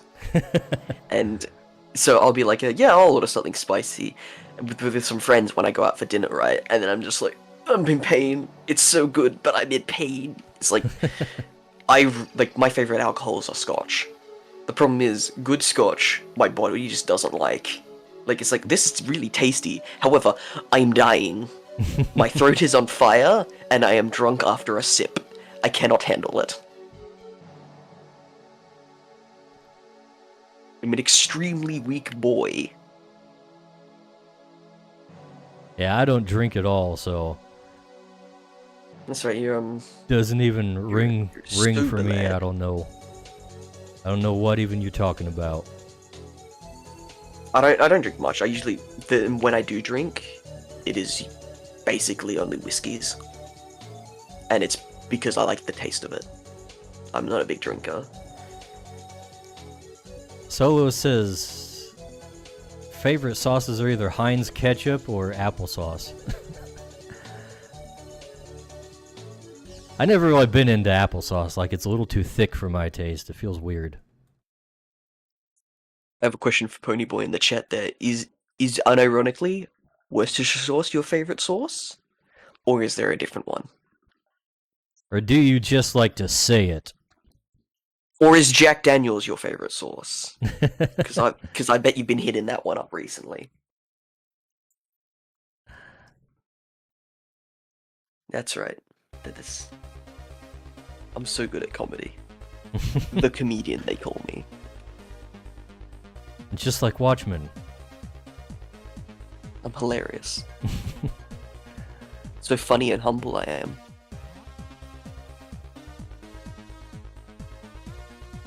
I prefer hard ciders to, like, sodas when it comes to apple flavored things, yeah. Like, regular ciders are probably the closest thing to alcohol I've actually had. Well, I mean, regular ciders tend to be alcoholic. Yeah, slightly. Yeah, I guess. Like, in the same way that, like, cherry ripes are technically alcoholic.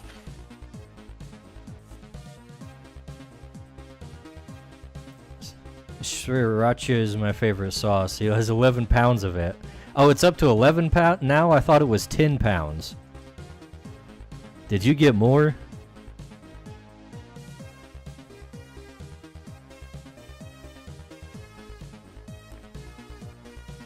Sriracha is one of the ones that I'm not too fond of, unfortunately, Ponyboy. I'm sorry to disappoint. But that's also because I can't handle it.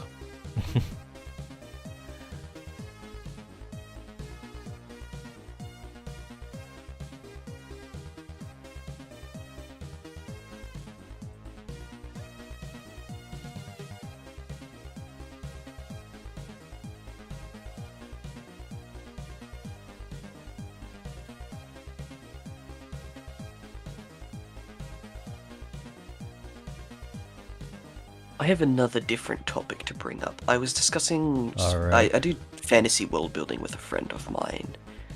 We discuss our settings a bit together to, like, bounce ideas off each other. Alright, this is why we get along.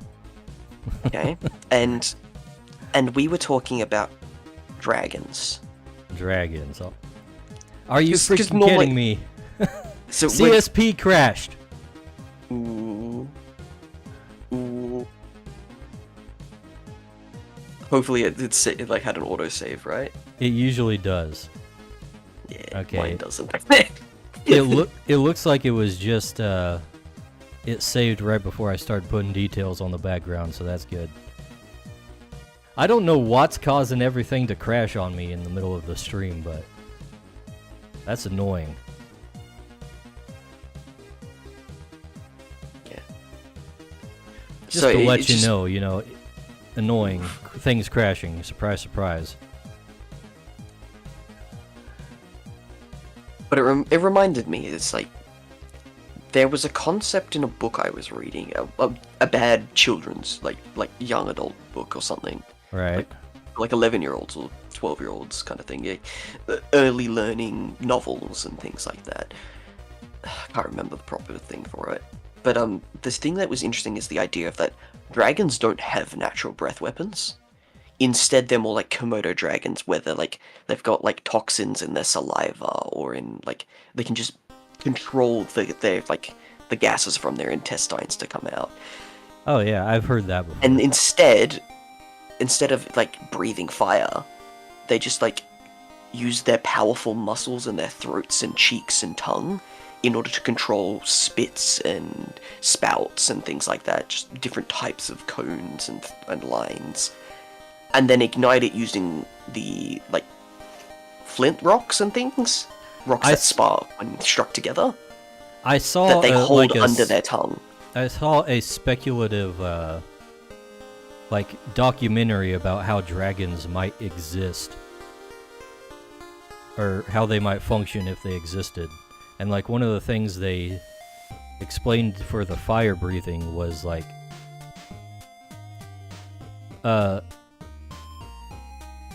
okay, hold on, I'm confused. Okay. I had a little hiccup with my art for a second. But the way they explained the fire breathing was that they have like platinum in their teeth or something. Like they would actually go out and mine platinum. And so when they breathe fire, they're basically belching their flammable gases and then igniting it with the platinum on their teeth. Oh yeah, so like they like click their teeth in a certain way and that'll ignite the gas. Yeah. That's not a bad idea. Personally, I like the rocks in the mouth a bit more, like if they have pouches under their tongue, because I like the idea of that dragons are meat eaters, but they're still omnivorous. And so in order to digest like plant material and legumes and stuff, they need to eat rocks, and some of those rocks just happen to be the kind that can be used to make sparks, and just eventually they learned and then passed that gene on to just like, hey, we can weaponize this.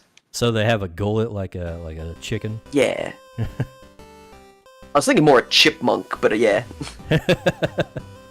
I also like the idea of like the basilisk in mythology. The whole point of it's like it stares at you and petrifies you comes from the fact that there are just some like amphibians that are slightly poisonous when eaten. Mm-hmm. That's where the whole like connection between fire and venoms and stuff come from with the basilisk mythology. So it's like, what if dragons were literally just not dragons that breathe fire at all, but are just animals that are very toxic?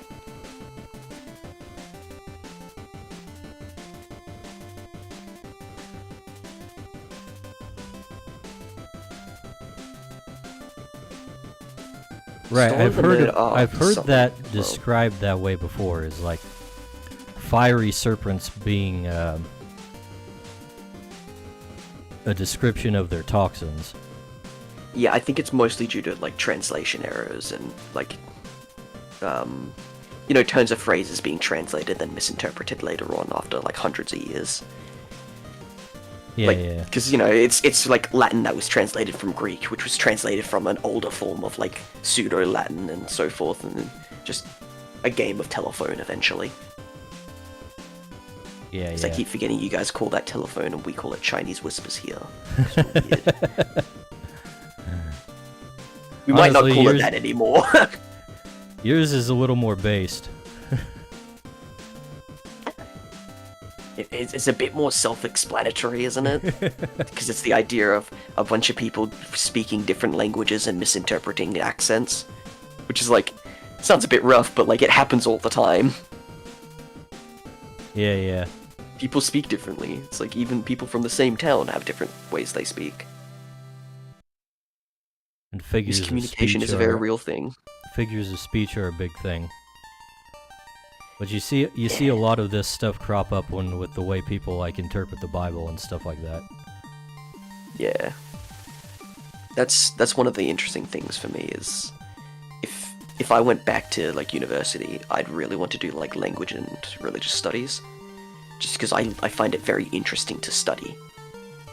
Like the way that like very old text in Latin describes things in the Bible as plurals that we now describe as singulars, or the other way around, where there's things like this was a singular thing, and now it's like no, this is like 8 things now, and we're not quite sure if that's misinterpretation or just the game of telephone, or if it's been altered at some point just to fit the current canon. If it's just been like embellished.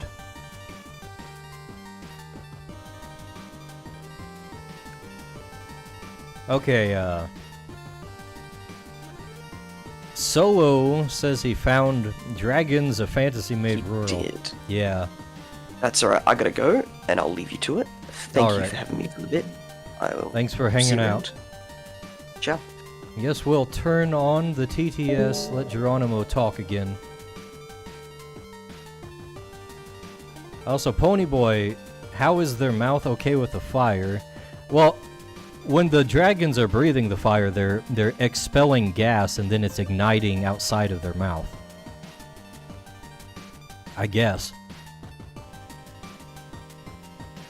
And Solo asks, does my game have other Pokemon like elements like gym challenges? Solo the Nerd says. Not really. See Yat, Dale. Ponyboy Horse says. Finally I am once again unleashed. Yeah, there you go. We don't really have gym challenges. That's not really a concept, but something that might be considered similar is like the whole concept of like the noble conjurers, because the governments and creatures are basically ruled Pokemon by. Community says. Shut up, Wild Geronimo. Lillipup appears catch it using Poke Catch. Winners revealed in 90s. The governments are ruled by the a conjurer who has captured the mythic creature of the region. So mythic creatures are pretty much like expressions of the land itself. So if you capture one of those, you basically have carte blanche to rule the place. And so this guy here, this is Geldhart. He's actually like a disciple of one of those rulers. He's like one of his dedicated, the members of one of his orders. And like the special materials and stuff he has come from like revelations that the mythic creature has given to his conjurer, that they then adapted into things. So you might say that like the top rungs of the ruling class kind of fill a similar role to gym leaders, although they don't really have the whole gym challenge thing going on. There's guys like this who are at the top of the Viridian Order, that we call it, basically have their own little villages that they rule. Says. Lillipup escaped. No one caught it? That's probably something I need to make an entire lore video about.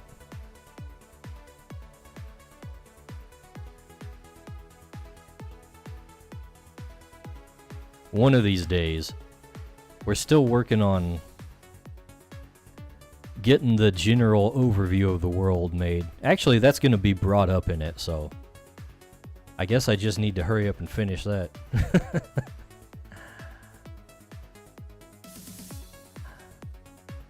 I think this one might actually be pretty much done at this point. Solo the Nerd says. So an alternate version of the Elite Four, then. Maybe kinda, sorta. Community says. Trick A and B tier Pokemon might be under costumes now. I don't know what that means, Geronimo.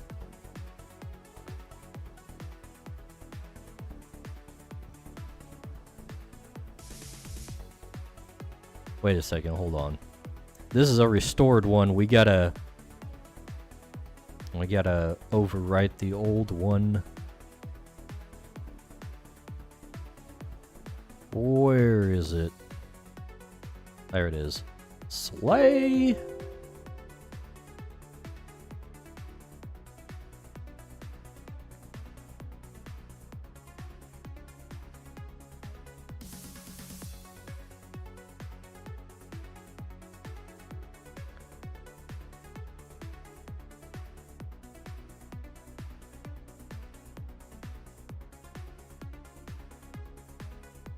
I feel like the glowy bits around the edges might be a little too confusing to the eye. Like this kind of really focuses in on the thing, the action happening. I think we'll leave it like this. Maybe I'll take a look at it later and make a decision. Solo the Nerd says, "Is your tome alive? I see a two-faced nature to it." I don't know. Are you guys alive down there? Oh, I think we is Dice Bag. I think we're here. We're just being really quiet right now because there's enough going on already. Also, I can't always remember to activate them. Oh yeah, I guess you haven't seen the Tomeboys before. Ponyboy Horse says, "Tomeboys are one letter away from being perfect." They're not gonna be tomboys, Ponyboy. Oh yeah, these are the Tomeboys. Introduce yourselves, why don't ya? Oh, alright, my name is Lorum. And my name is Ipthum. We're the Tomeboys, like he said. Don't worry about them too much. They take a lot of brain power to operate. That's another thing I should have with the sing-along that I want to do. I need to have a Tomeboy sing-along part.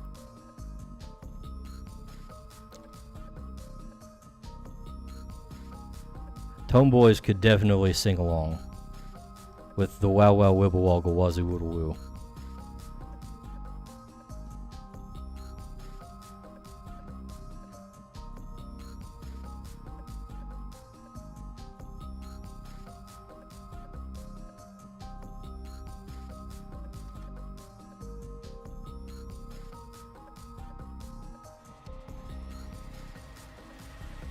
Maybe we could even do just a straight, full-blown Tomeboys only karaoke sometime. And destroy my voice, I mean their voice.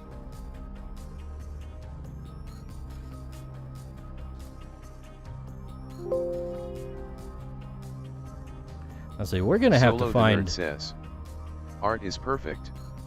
White lines as part of outline make surroundings looks like a monster's esophagus." We're gonna have to find something else to work on next. Only a couple hours in here. I can definitely put in more work. Let's see, let me bring up my checklist.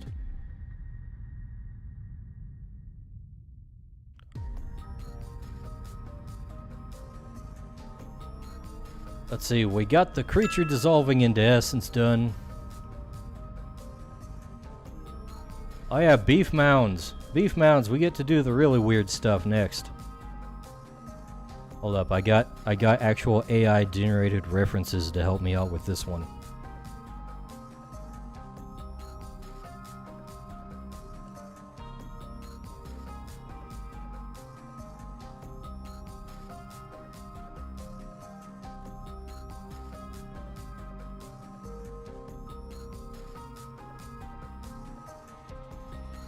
Oh no, wait, don't tell me these are freaking WebP files. Damn it. We're gonna have to do a little conversion real quick. Freaking WebPs.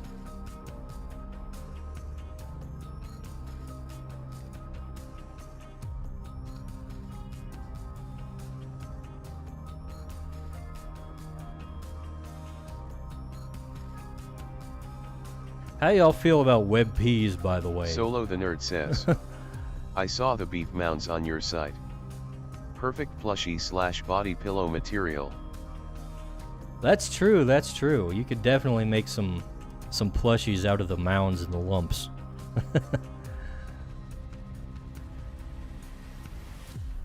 Definitely got a few varieties we could deal with. Let's see. Convert WebP to PNG. Alright, yeah.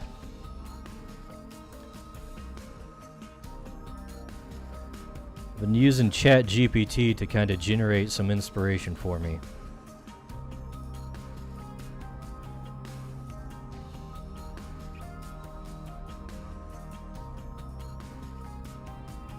And references. Some of these I'm kind of tempted to just like use as generic backgrounds on their own.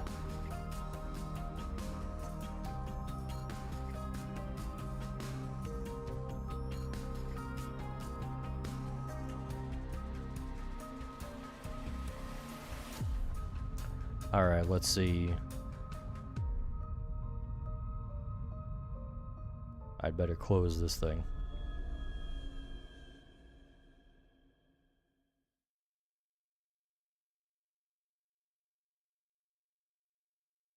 And download all these. WebP files are such a freaking hassle.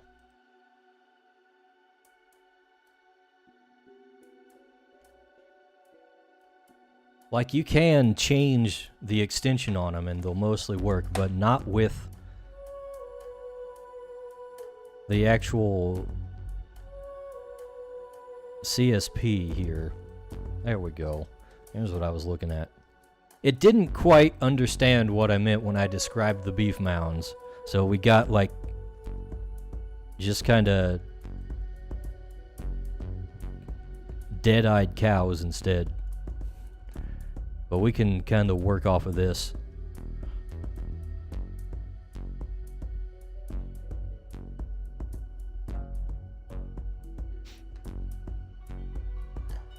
In fact, let's go ahead and kind of do a trace over. We'll do this real quick.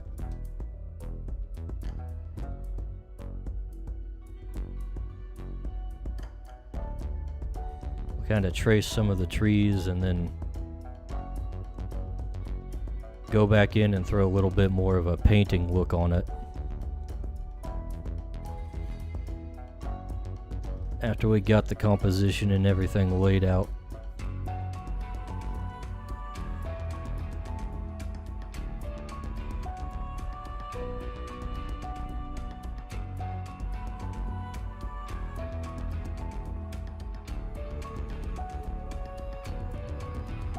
Solo the Nerd says, lots of bison.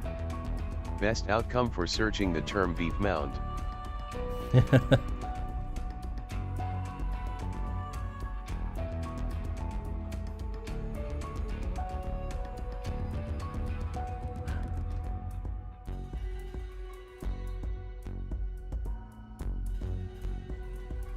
You know, I had to come up with the concept of beef mounds because creatures dissolve into creature essence when they're defeated. So it's like, oh, wait a second. What do people eat? We can't just have them all be vegetarians. That would be crazy.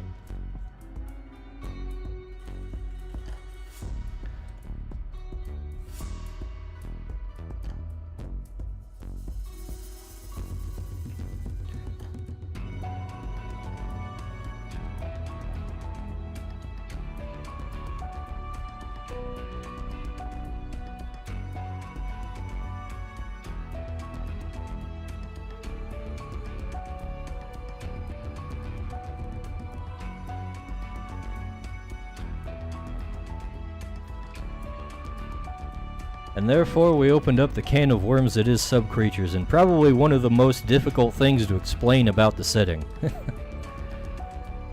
And this is also going to be something I'm talking about in the lore video that I'm working on, which obviously is why I'm drawing them.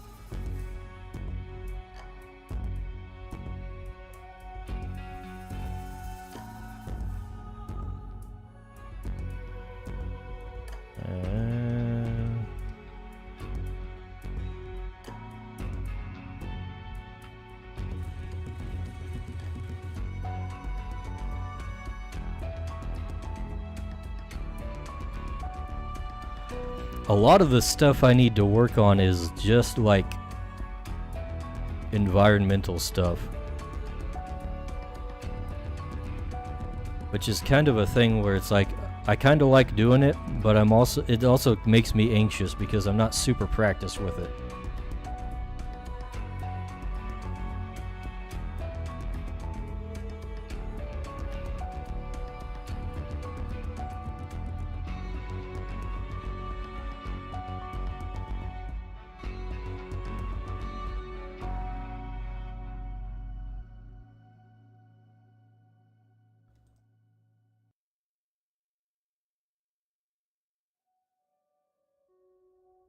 Also, I have a hard time making landscapes Solo the look Nerd correct says, sometimes. story behind the beef mounds must be similar to the tale of how early human domesticated wild cows.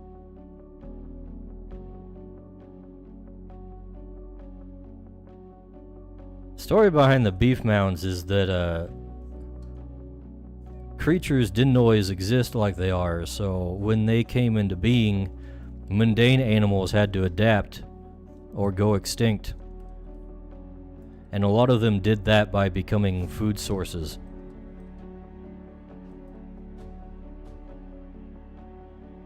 And adopting reproductive strategies like plants use.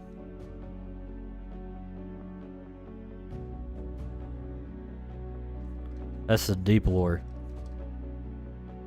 Ponyboy Horse says, so where are the guns? Pony boy, we don't do guns. You want guns? Communitygamy says, a wild Shut up, unidentified Geronimo. ghost appears. Catch it using poke catch. Winners revealed in 90s. Unidentified ghost. Are they still doing Halloween? What was I responding to? Okay, we have wands, Pony Boy. We have wands and staves and rods and scepters. And that's the closest you need to guns. Ponyboy Horse says, I cast bullet.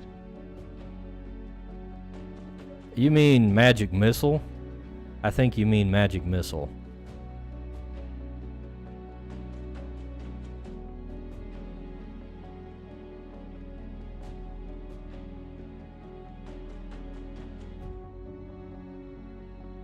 What's this looking like even?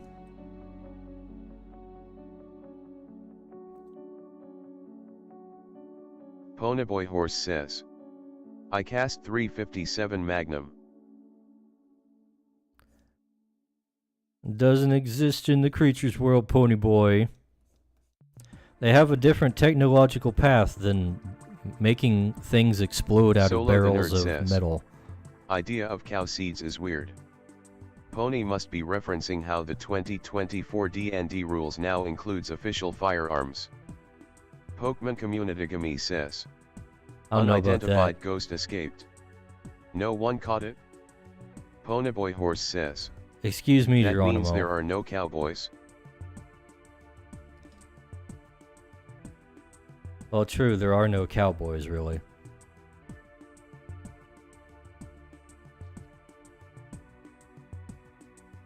There aren't cowboys in, you know, the typical medieval fantasy setting.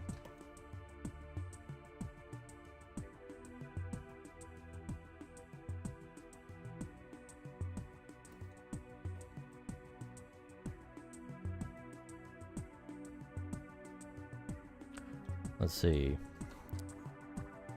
We'll do some on these, and then we'll probably just paint in the rest of these things.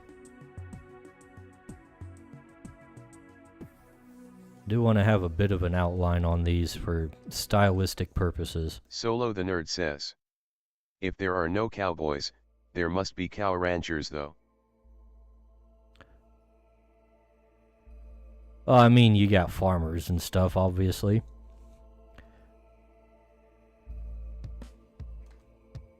Farmers that raise beef mounds, and chicken hives, and pork lumps.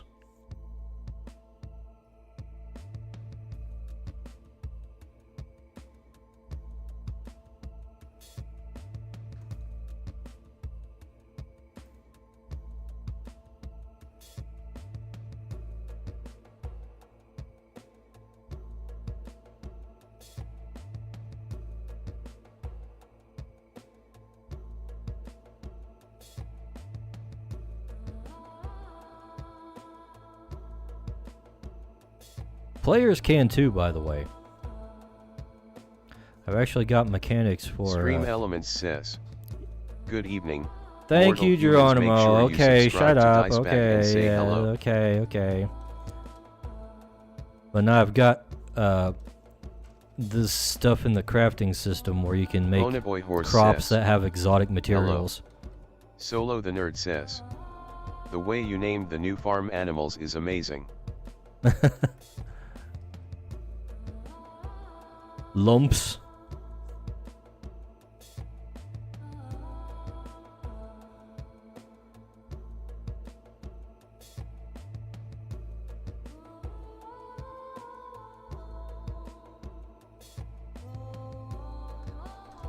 I need to write a bunch more about the whole ecology of the sub-creatures.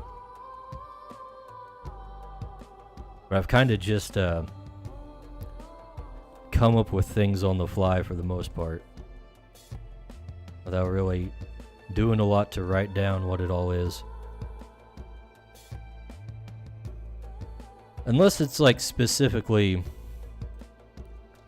something that interacts with the rules.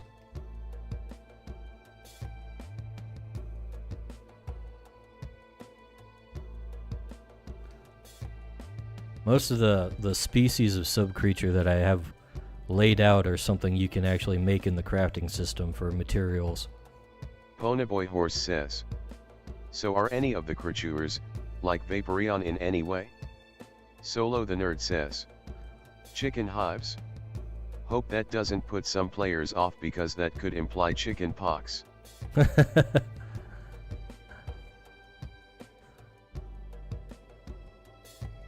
What do we mean by like Vaporeon, Ponyboy? Where are you going with this?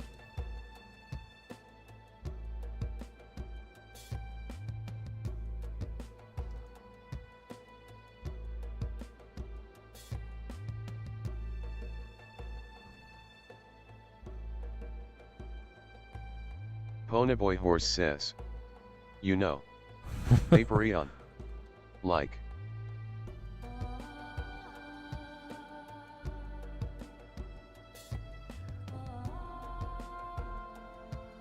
Let's see.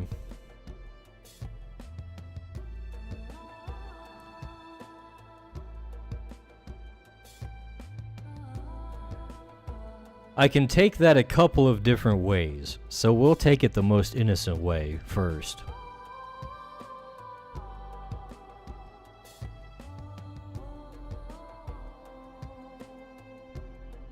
So here you go, this is Nimba. Alright, that's Nimba, right?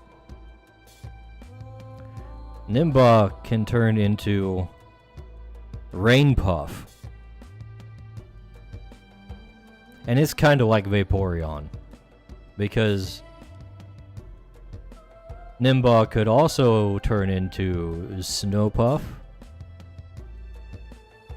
or Storm Puff.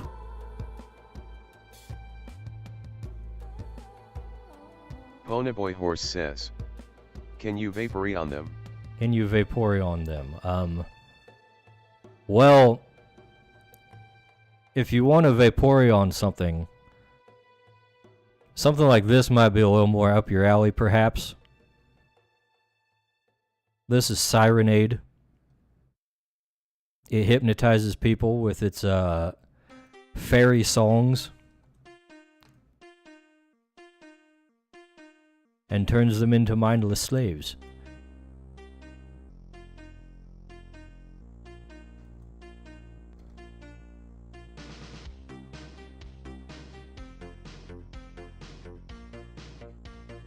And who knows what happens after that.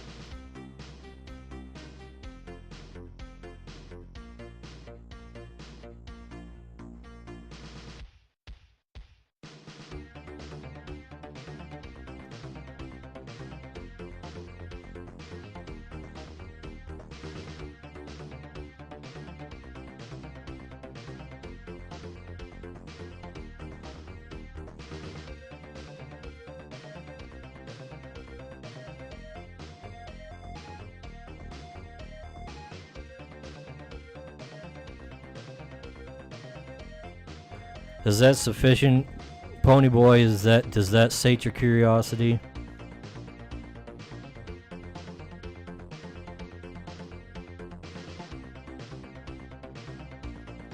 Ponyboy Horse says. Yes.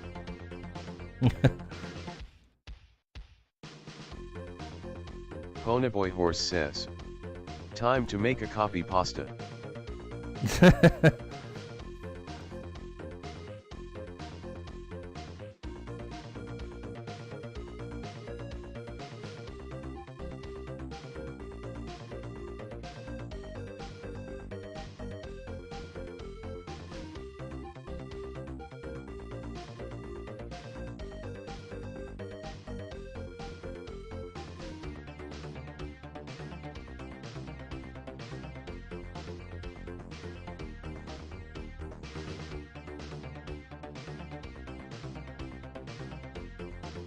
Alright, I think that's a pretty good start for the line art.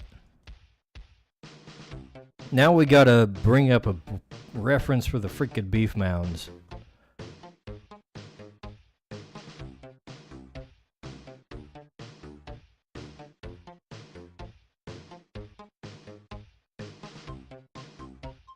Here we go. We'll use this one. Probably want to go with the shaggiest version of them. That seems like the most wild type. Although it's also going to be the most annoying to draw now that I think about it.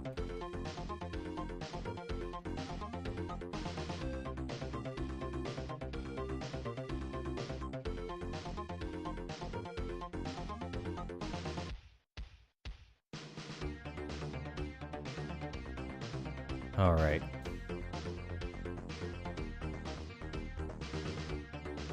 So we're just gonna replace these things with the beef mounds.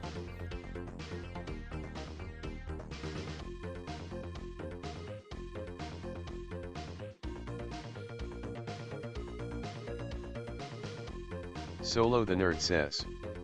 Vaporeon copy pasta by Dango Heart Animations is the more innocent version.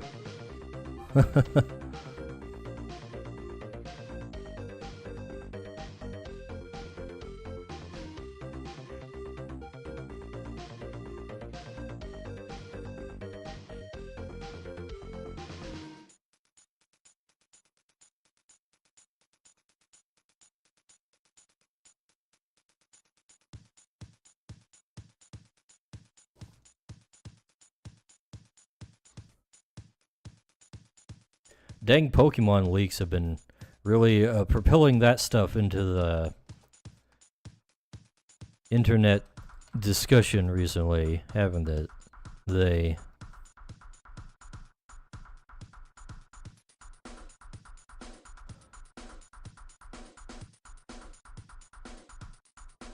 Whoops. Let's move this up a tad.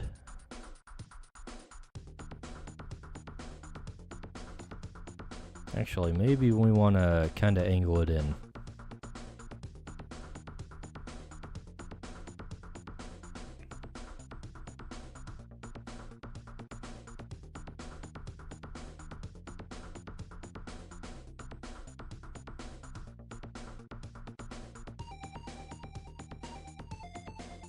Solo the Nerd says. I'm guessing that, in the lore, farm kids might treat the beef mounds as trampolines or beanbag beds. I don't know about trampolines. You probably don't want to bounce on your beef mounds. I think that might hurt them a bit. But I could definitely see farm kids like laying on these things while they just sit around and graze.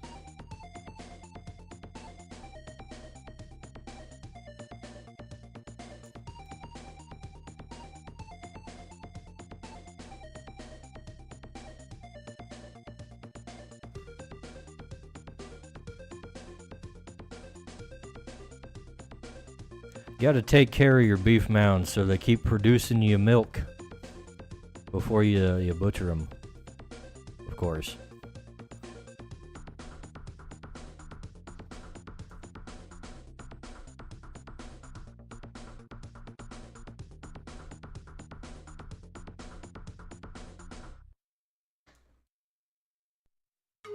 Let's see.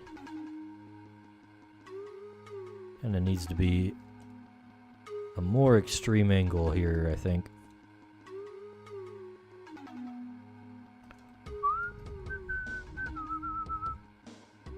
Kinda like so.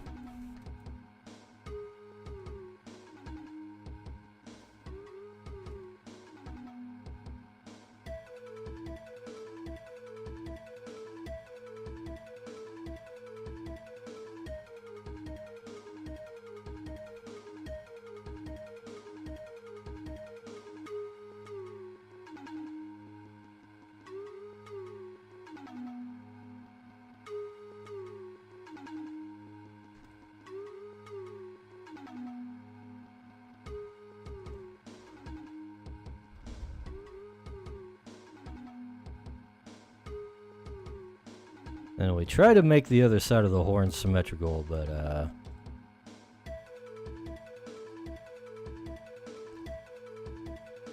we'll see how that goes.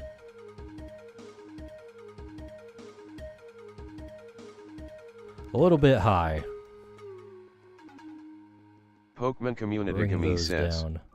a wild Pommy appears, catch it using Poke Catch, winners revealed in 90s. Solo the Nerd says, might be as getting dirty as Ponyboy, but farmers can't have their kids beat the meat too much. That's right.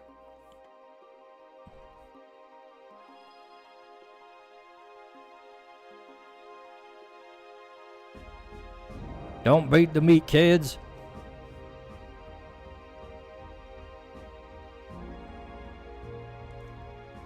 Gotta take it to the market later.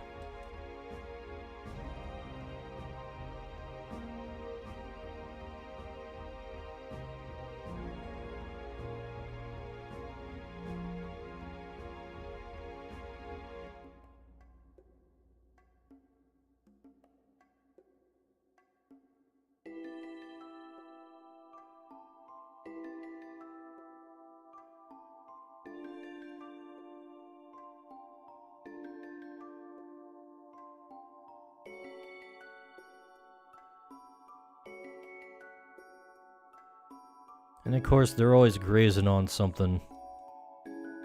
That's pretty much their entire lives.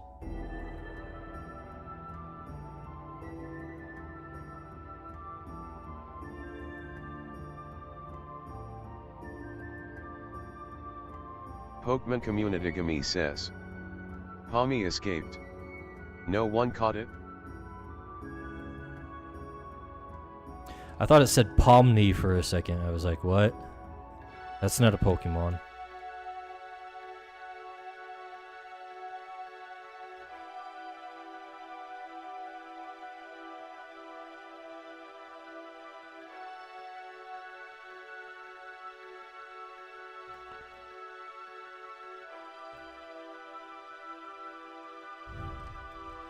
Ponyboy Horse says, I would 100% catch Pomni.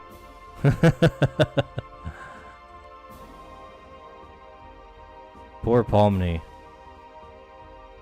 Pokemon Community Gummy says, treat rare candies may be dropped from catches.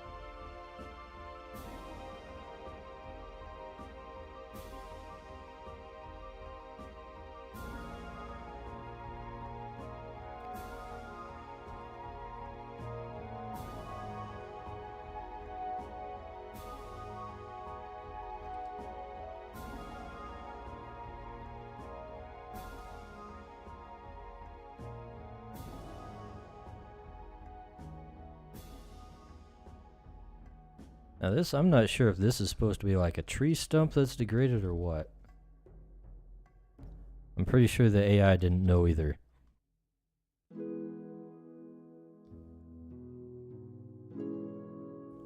Doesn't really look like a rock, per se. Ponyboy Horse says, the bastards lied. Twitch didn't give me candy.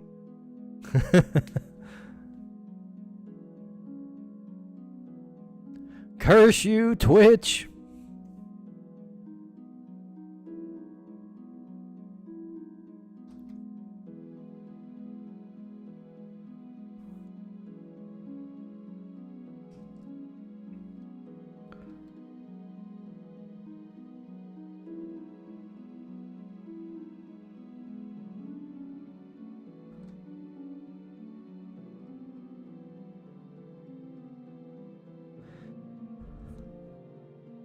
That's why I moved over to Kick for a time. I'm trying it out today, but I haven't seen anything in the chat. I haven't really been checking on it.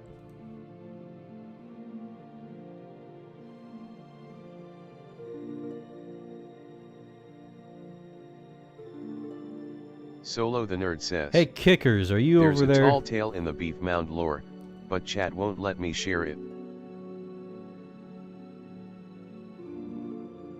A tall tale?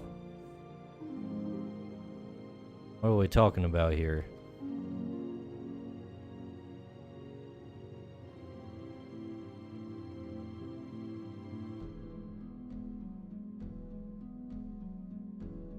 You know what, that should definitely go in the opposite direction.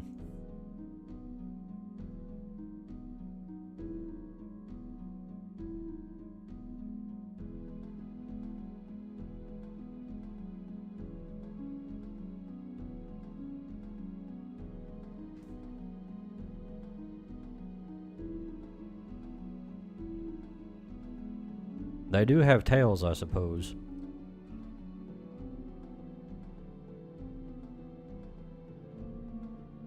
Solo the Nerd says, beat the meat too much and you'll become a beef mound.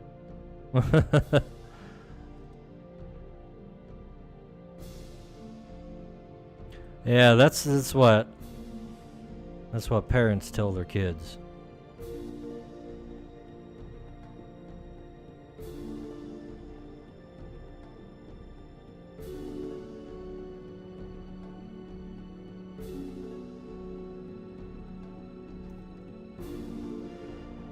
Oh wait, I need to give these guys udders too. I keep forgetting about that.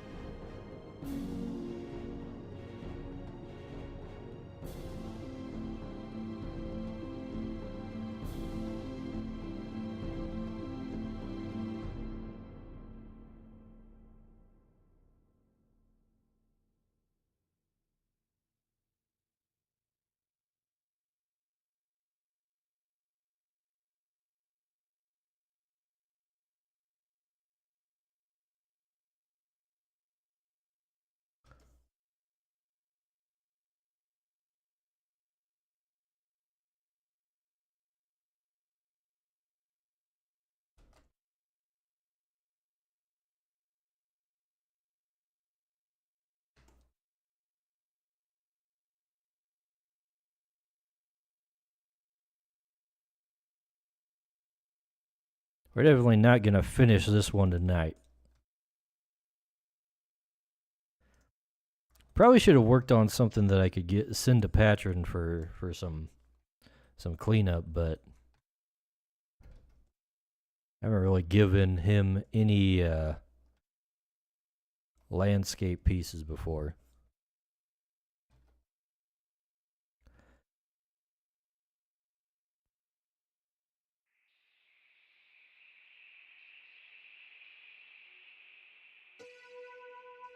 Solo the Nerd says, are the tree links some kind of evolved squirrel?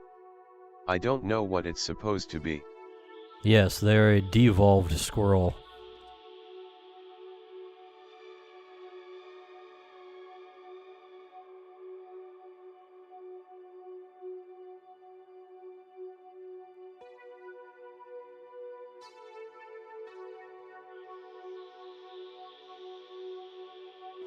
All their reproductive stuff is in their tails.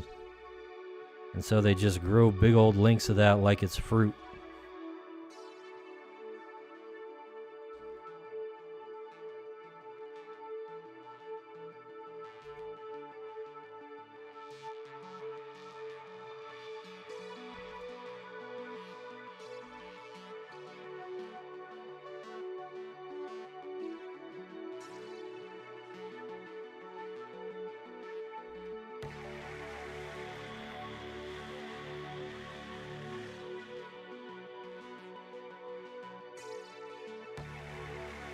Ponyboy Horse says, do people eat creatures?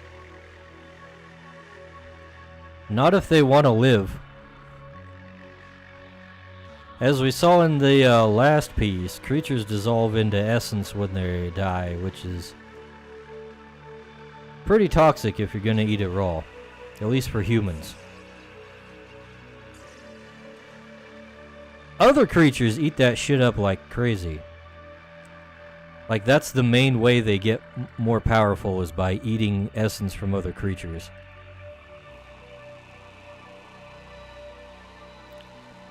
That's basically the entire reason why sub-creatures exist, because people can't really eat creatures. Also, even if creature essence wasn't so toxic, creatures are freaking dangerous, man.